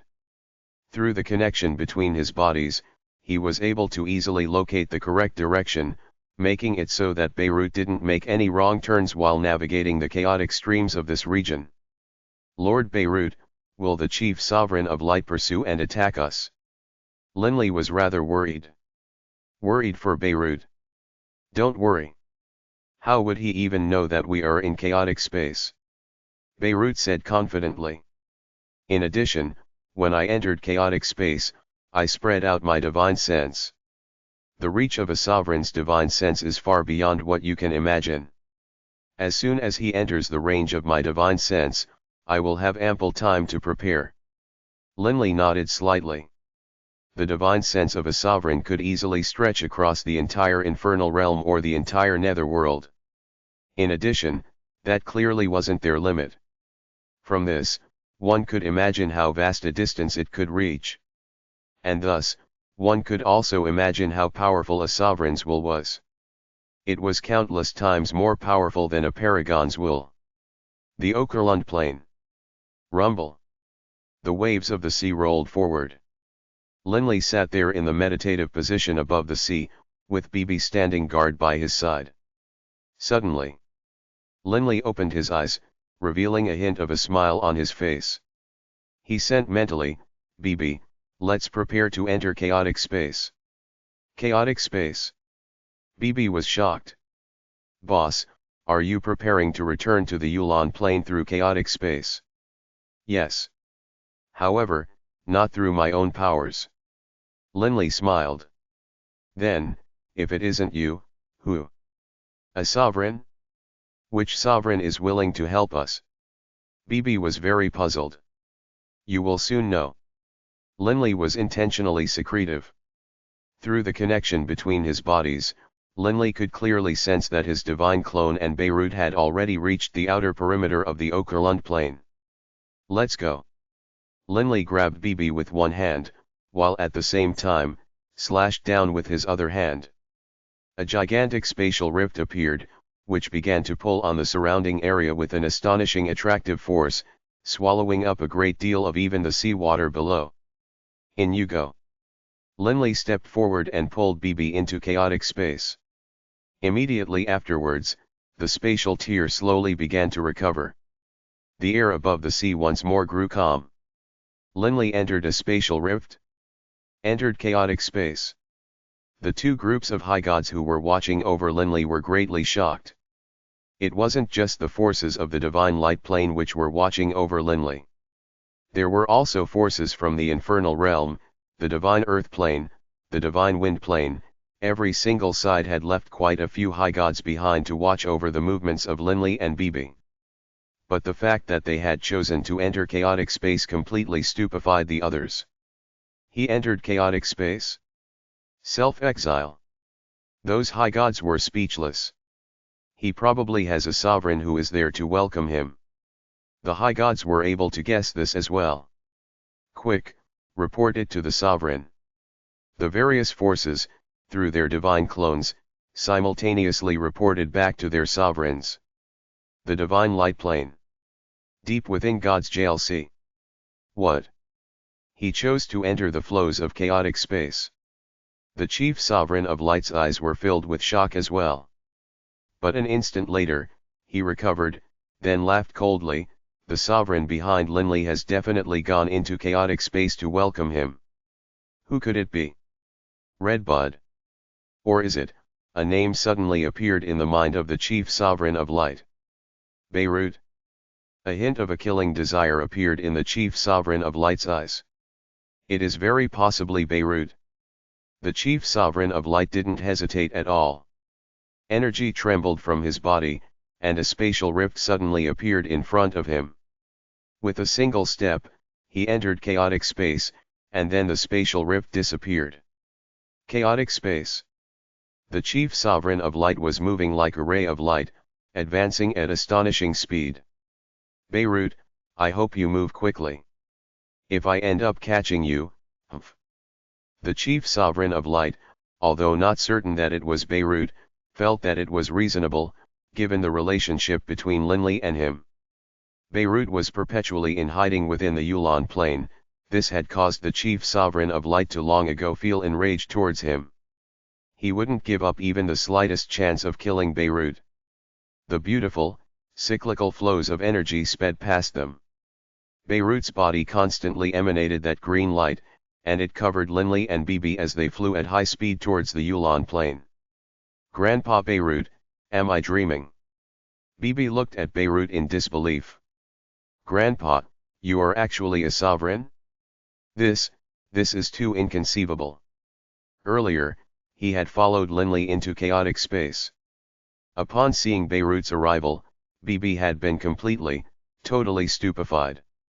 Grandpa Beirut, you are a sovereign. Why have you always hidden your power? Why are you the emissary for the blood-rich sovereign? Bibi asked questions non-stop.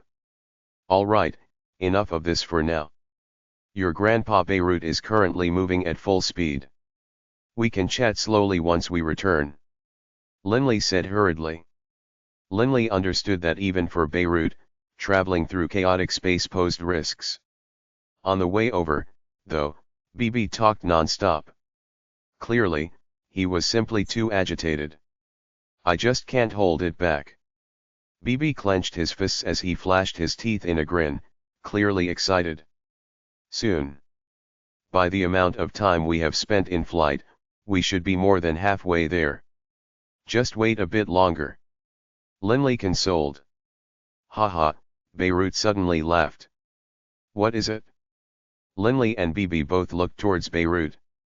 The chief sovereign of light really did come. I've already discovered him. Beirut chortled merrily. You are still able to laugh aloud. A deep, rumbling voice rang out in Beirut's mind. It was the voice of the chief sovereign of light. Why can't I laugh? Beirut snickered as he retorted. I knew that if there was any chance at all of capturing me that you, Augusta, would definitely not give it up. But it is quite unfortunate, your speed is faster than mine, but the distance you have to travel is far greater. You won't make it in time. Book 20, The Crown's Riddle, Chapter 47, Battle. The Chief Sovereign of Light. Linley and Bibi exchanged glances. Their hearts clenched as they then turned towards Beirut. Beirut was leading Linley and Bibi at high speed towards the Yulon plain, while at the same time chatting with the Chief Sovereign of Light through divine sense. Haha, Augusta, as I see it, you should go back to your divine light plane. Chasing after me is a complete waste of time. Afterwards, you'll have to go back with nothing to show for your efforts. Beirut's mocking laughter was hidden within his words. Humph. It's too early to say such a thing.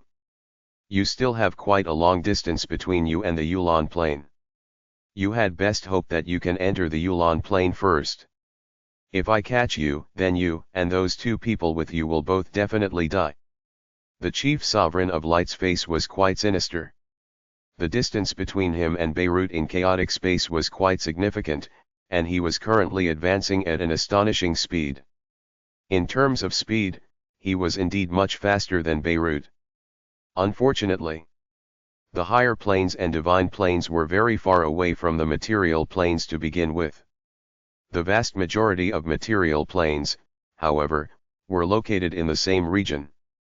The distance between the Okerlund plane and the Yulon plane, by comparison, was tens of times less than the distance between the Okerlund plane and the Divine Light plane.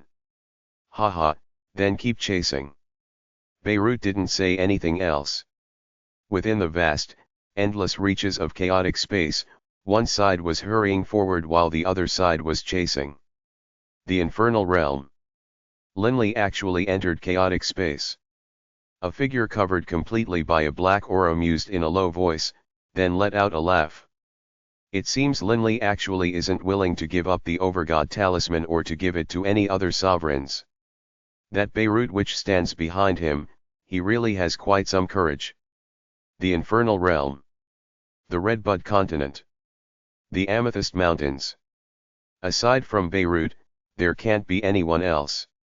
The Redbud sovereign could easily judge what had happened as well. Given how cautious Beirut is, there shouldn't be any problems.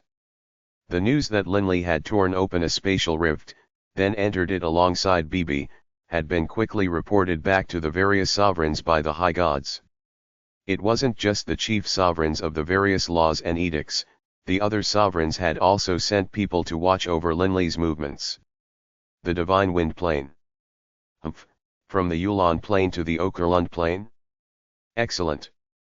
My homeland, the Dilun Plane, happens to be between them. A hawk-nosed, silver-haired man, upon receiving this news, immediately began to fly at high speed towards the teleportation array of the Divine Wind Plane. Soon, he reached the array. Dilun Plane. The Sovereign of Wind, Terracia, said calmly as he showed his sovereign medallion. Yes. The soldiers didn't dare act sluggishly. They immediately activated the teleportation array, and light began to flash and flicker. In the blink of an eye, the Sovereign of Wind, Terracia, arrived at his homeland, the material plane known as the Dilun Plane. He immediately tore open a spatial rift, then entered chaotic space. He immediately spread out his divine sense. A hint of a smile played at the corners of Terracia's lips. Beirut, what a rare occasion. You actually left the Yulon Plane. You actually left the Yulon Plane.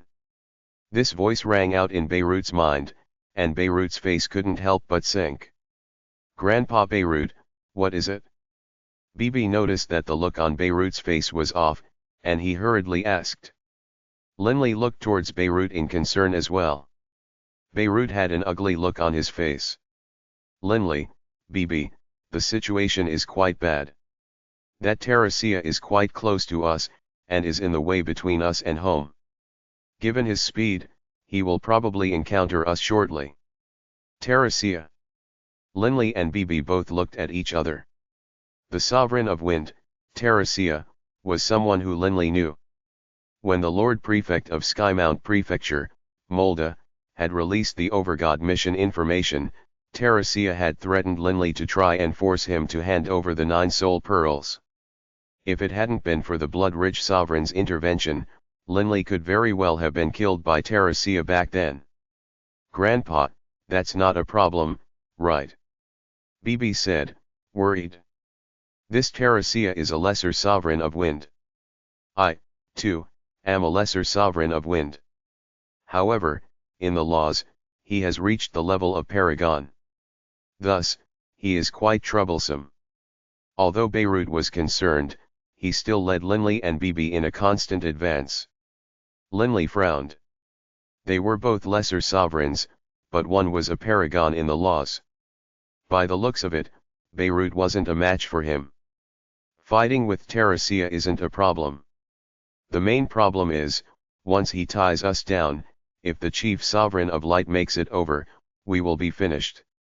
Beirut said, rather worried. Right. If Grandpa starts to fight with Terracia, there's no way he will be able to move forward. BB was so frantic that his face turned red. Once the chief sovereign of light catches us, then. Linley looked at Beirut. Neither he nor BB were able to help. They had to rely on Beirut. Terracia. Why do you want this Overgod talisman? The red caltrip diamond is just one of the 3 talismans. There isn't much benefit to you for acquiring it. Can it be that you, a lesser sovereign, also dream of completing the mission and acquiring an Overgod artifact? Beirut sent. If you don't want me to bar you, that's fine. Beirut, agree to the request I made last time. Teresia sent.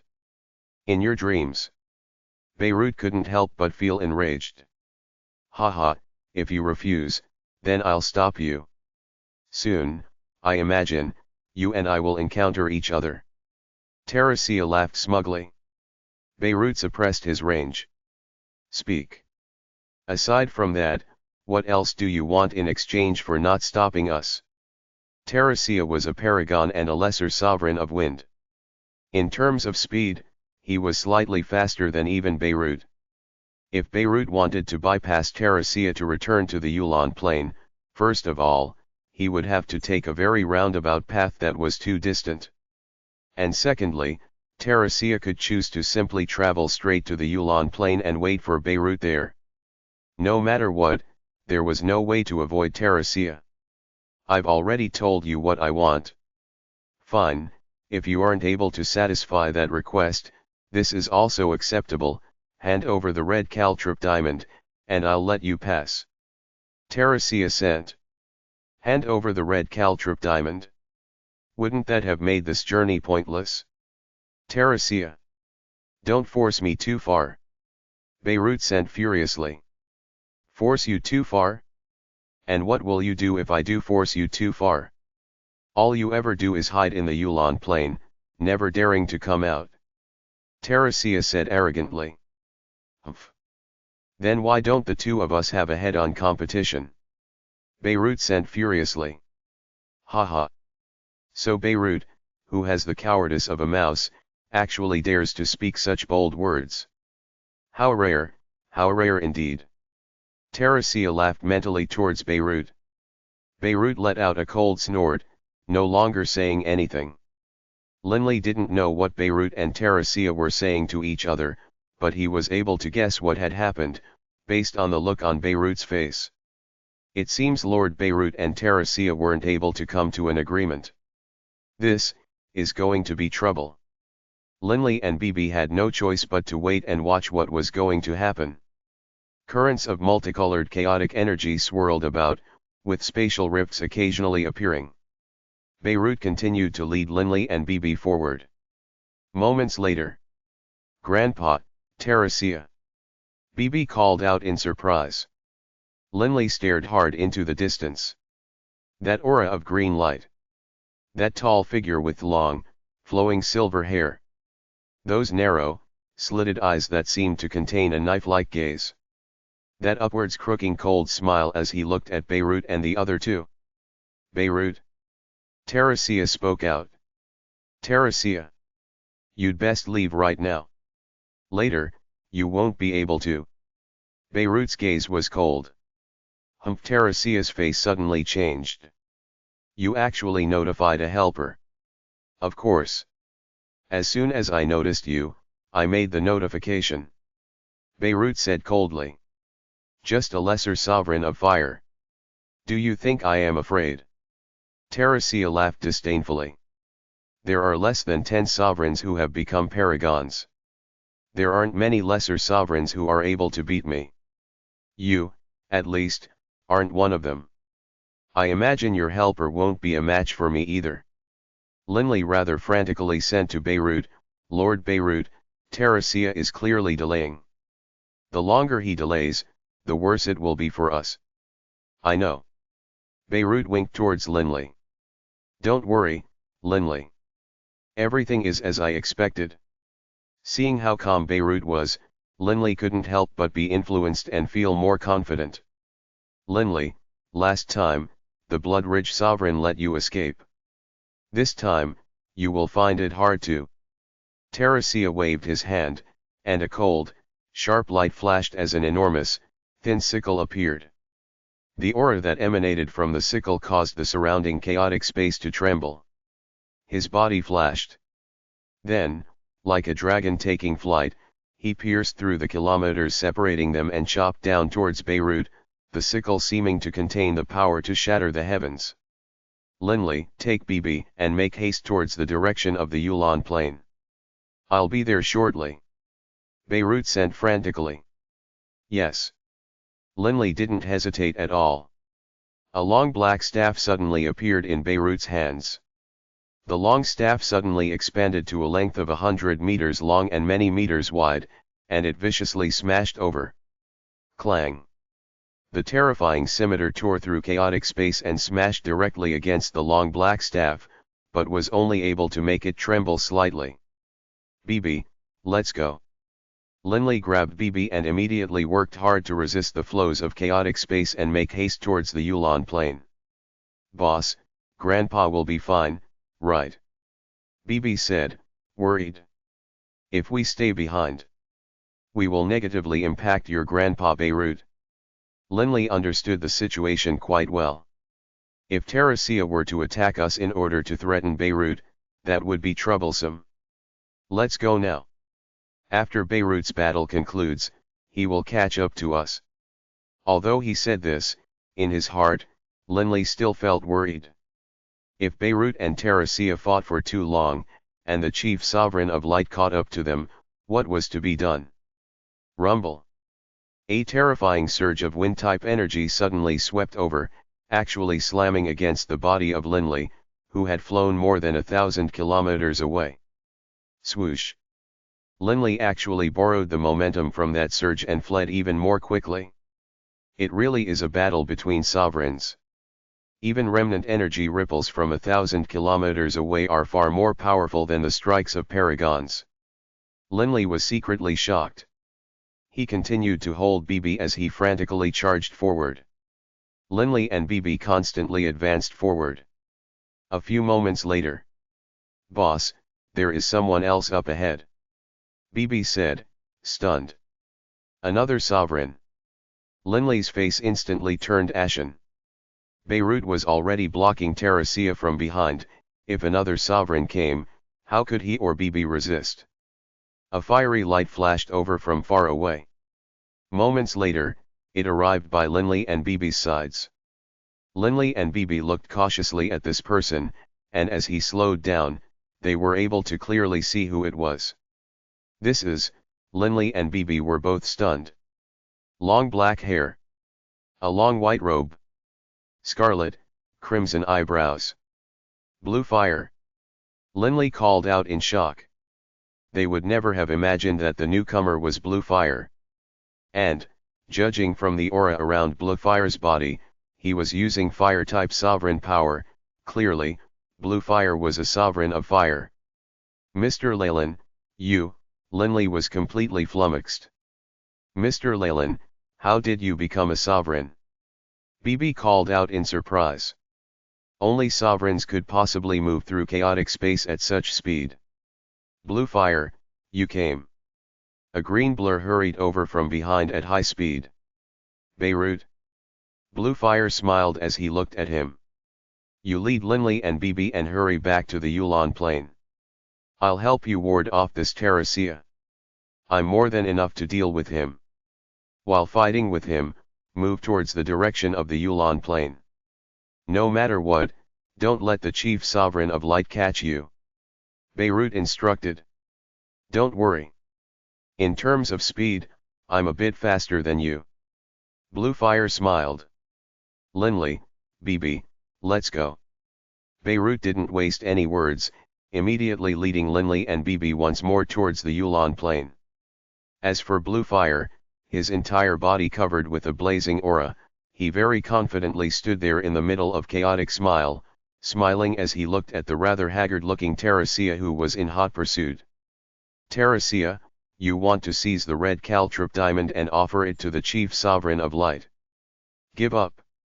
You have no chance. Book 20, The Crown's Riddle, Chapter 48, Success. Within chaotic space. A green blur and a red blur stood in midair, staring at each other. You are, Terracia looked carefully at Blue Fire. That lucky kid. Lucky. Blue Fire smiled, then nodded. right? Bluefire looked carefully back at Teresia. Judging from the looks of you, it seems as though you didn't gain any advantage in your battle with Beirut. A lesser sovereign who is also a paragon, in the face of Beirut's ultimate attacks, doesn't seem to fare so well. He's a madman. When Teresia thought back to his earlier battle with Beirut, he couldn't help but feel enraged. Beirut had launched one staff blow after another, surging forth like the wild, endless waves of the sea. He was like a madman, just wildly smashing down. Teresia was only able to just barely prevent himself from losing. Beirut has an advantage in terms of his sovereign weapon as well. Teresia said silently to himself. Sovereign artifacts were all ordinary artifacts that had been constantly nurtured by a sovereign's will and power. After a long period of time, they would then form into a sovereign artifact. But the artifacts which were created generally didn't have different levels of power, unless the difference in the original materials for the items were vastly different in quality. For example, other sovereigns' artifacts might be made from ordinary mineral ores, while Beirut's was created from divine spark essence. Of course there would be a difference in these two sovereign artifacts. Beirut, as a divine beast god rat, had an extremely powerful body. That, paired with his sovereign's will, made his material attacks extremely terrifying. In addition, thanks to possessing the innate divine ability, God Beirut's soul defense had become incredibly terrifying as well.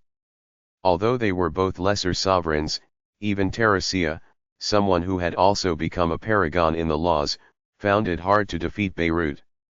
Beirut's innate gifts are incredible, he is comparable to the former four divine beasts. What of you, then? Do you think that you can stop me? Teresia stretched his hand out, and that icy sickle once more appeared in his hand. Oh! Bluefire smiled slightly. A fiery long spear suddenly appeared in his hands, and the sharpness of the tip of the spear seemed to cause the surrounding chaotic space to tremble. Come, then, Bluefire suddenly smiled. The right arm which held the long spear suddenly trembled, causing the surrounding space within 100 meters to begin swirling like a whirlpool. But enough of the battle between Bluefire and Teresia for now. Beirut's group of three was continuing to frantically advance towards the Yulon plain at high speed. Fortunately, Bluefire was quite fast. Although I still have to carry the two of you over, by the looks of it, the chief sovereign of light won't be able to catch up. Beirut's divine sense informed him as to how far away the chief sovereign of light was. Based the speed at which the two sides traveled at, he could easily tell whether or not the chief sovereign of light would be able to catch up. Lord Beirut, how did Mr. Leyland become a sovereign? Linley was puzzled. Back then, in the planar battlefield, wasn't Mr. Leyland a paragon? If Mr. Leyland was a sovereign during the planar war, when Magnus wanted to kill my boss, why didn't he arrive earlier? BB said, puzzled.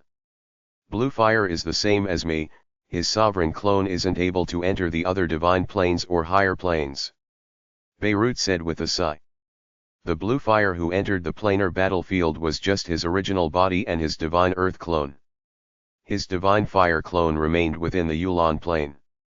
Beirut laughed as he explained. Original body. Linley instantly understood. Bluefire should have had three bodies as well.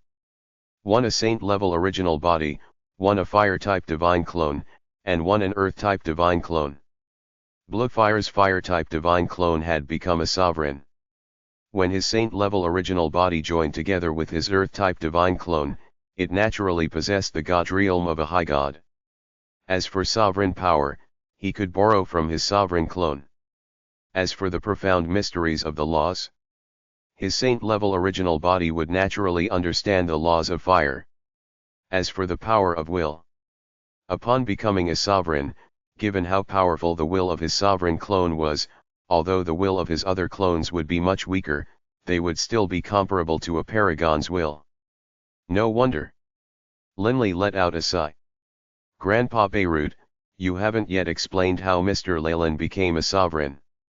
This, Beirut hesitated momentarily, then shook his head. This is rather complicated. I won't be able to explain it all in a brief period of time. Once we return to the Yulon Plain, I'll discuss it with you in detail. Bluefire and I have been forging Linley this entire time. Given your current strength, Linley, it is about time. Linley felt a surge of puzzlement. However, as they were currently fleeing, this truly wasn't the time to chat in detail. They continued to fly forward. Whoosh! Chaotic streams of energy flew everywhere, and space constantly ruptured and collapsed. Linley's group of 3 traveled forward at high speed for quite some time. They were drawing close to the Yulon Plain, and at this moment, a surge of energy drew close to them from behind at high speed. Linley. BB. That gentle voice rang out as the figure approached them. Mr. Leyland. Linley and BB looked over. The newcomer was Leyland Bluefire. Bluefire was a sovereign, and also a paragon. Experts of the laws of fire were specialized in speed. Bluefire's speed was naturally somewhat faster than Beirut's. Given that Beirut was also bringing 2 people with him, Beirut's speed naturally grew even slower.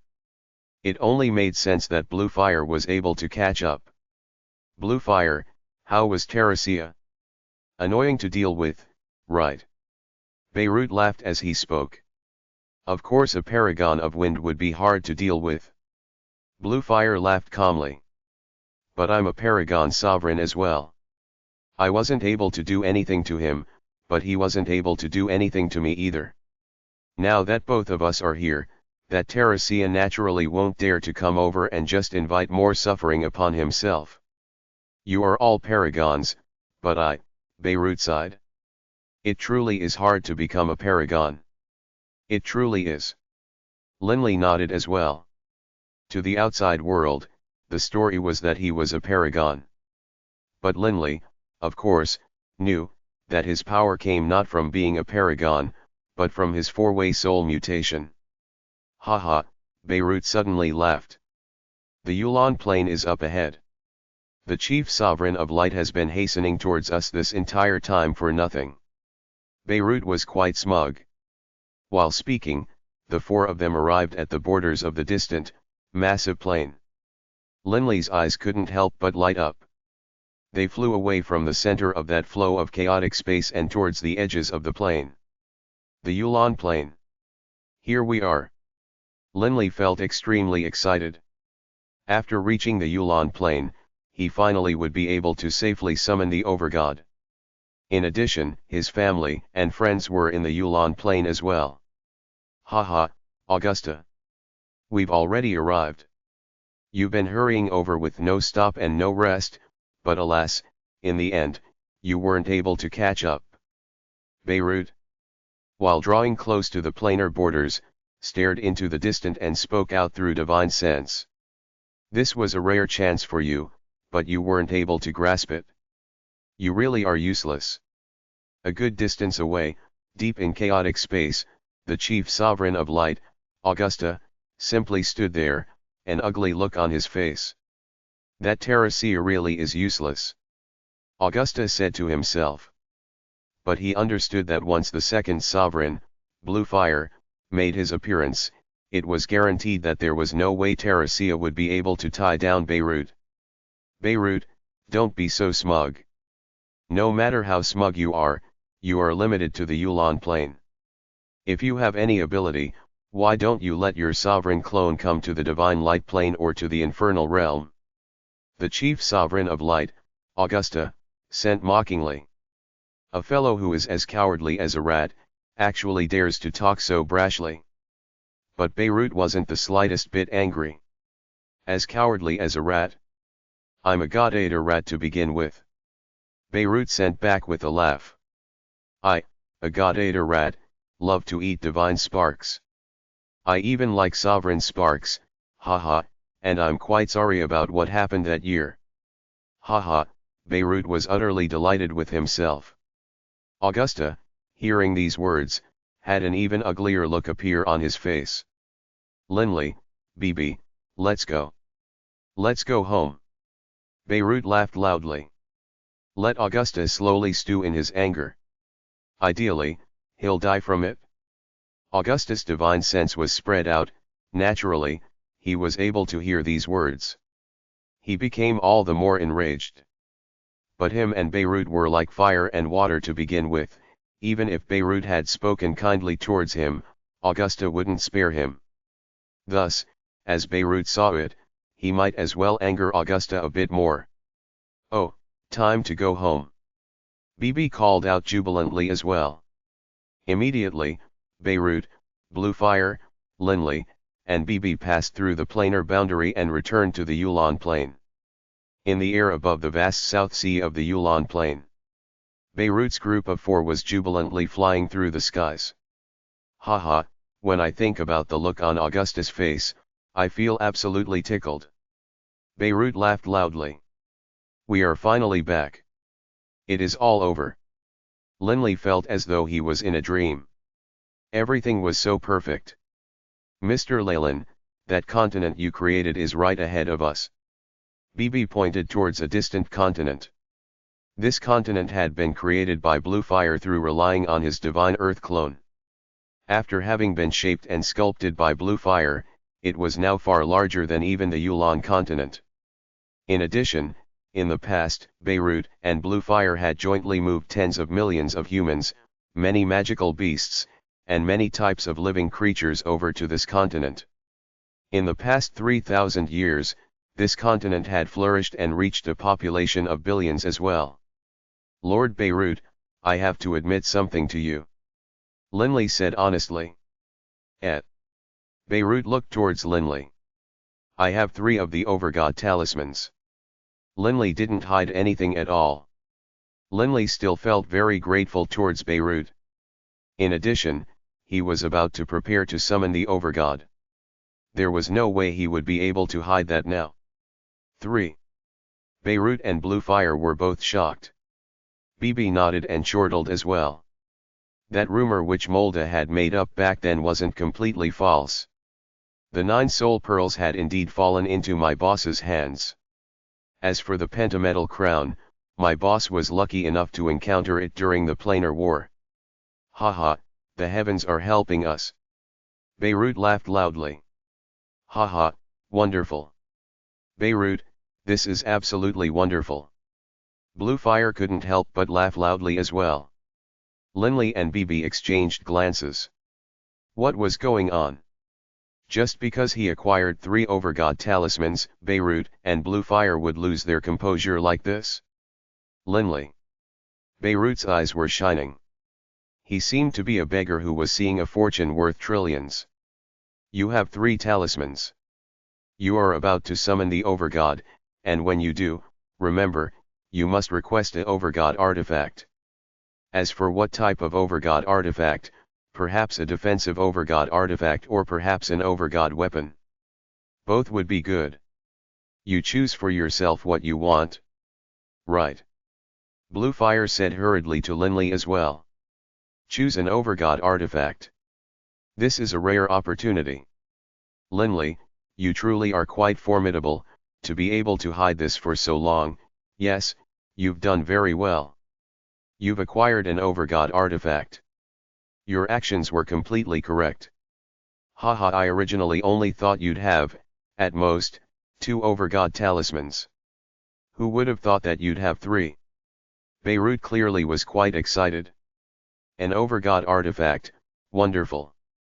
Bluefire couldn't but sigh in praise as well.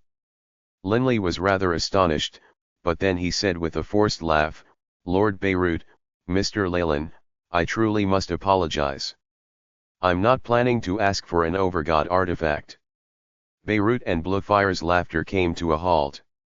The looks on their face froze as they stared towards Linley in astonishment. Linley, what did you just say? Beirut was completely stunned. The nearby Bibi said, Grandpa Beirut, the reason my boss has risked his life to acquire the Overgod talismans was because, boss has always been wanting a way to bring Grandpa Douring back to life. Grandpa Douring is extremely important to him. Douring cowered. Beirut couldn't believe it. He frantically urged, Linley, I know about you and Do'Uring coward, but he's already dead. His soul is dissipated and dispersed. Perhaps the Overgod of life can bring him back, but he is only a saint. To sacrifice such a precious opportunity for him. This is an Overgod mission. You can acquire an Overgod artifact. Beirut was extremely frantic. Linley. You can't waste an opportunity like this. An Overgod mission will be issued only once in countless years. Even if there is a second one, you won't necessarily be able to complete it. Bluefire said frantically as well. Linley looked at Beirut and Bluefire, forced out a smile, then shook his head. I'm sorry. Linley let out a sigh. Lord Beirut, it is true that I wish to train to the very pinnacle of power. However, in my heart, the value of an Overgod artifact can't even compare to Grandpa Do'Uring.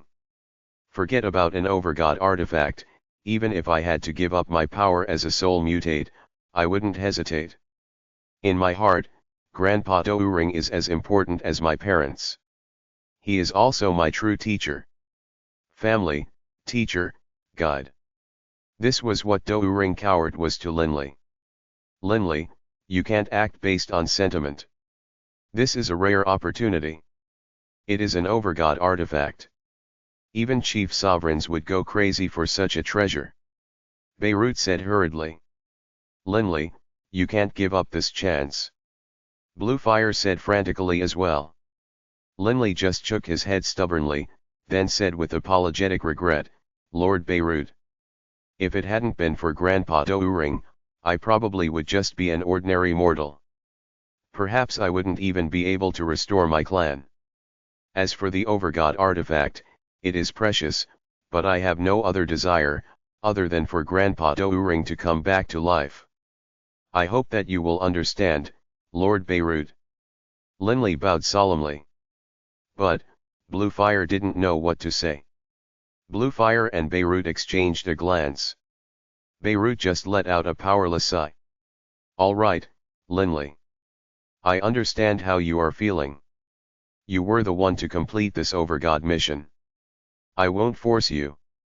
Make your own decision. Apologies. Linley bowed once more. When this word came out, Beirut and Bluefire couldn't help but to laugh sourly. Clearly, Linley had already decided that he would choose to save Do'Uring coward. Overgod. Linley took a deep breath, then began to remove the 3 talismans. The Overgods were the personifications of the edicts, and since the countless planes all operated in accordance with the edicts, naturally, the edicts were omnipresent. In other words, the Overgods were omnipresent as well. The material planes held the Overgods. Chaotic space held the Overgods. The higher planes held the Overgods. They were truly omnipresent. The Overgods were neither human nor living. They were the edicts. Thus, they could appear anywhere. A summons to the Overgods could thus occur anywhere as well. I hope this is successful. Linley murmured silently to himself.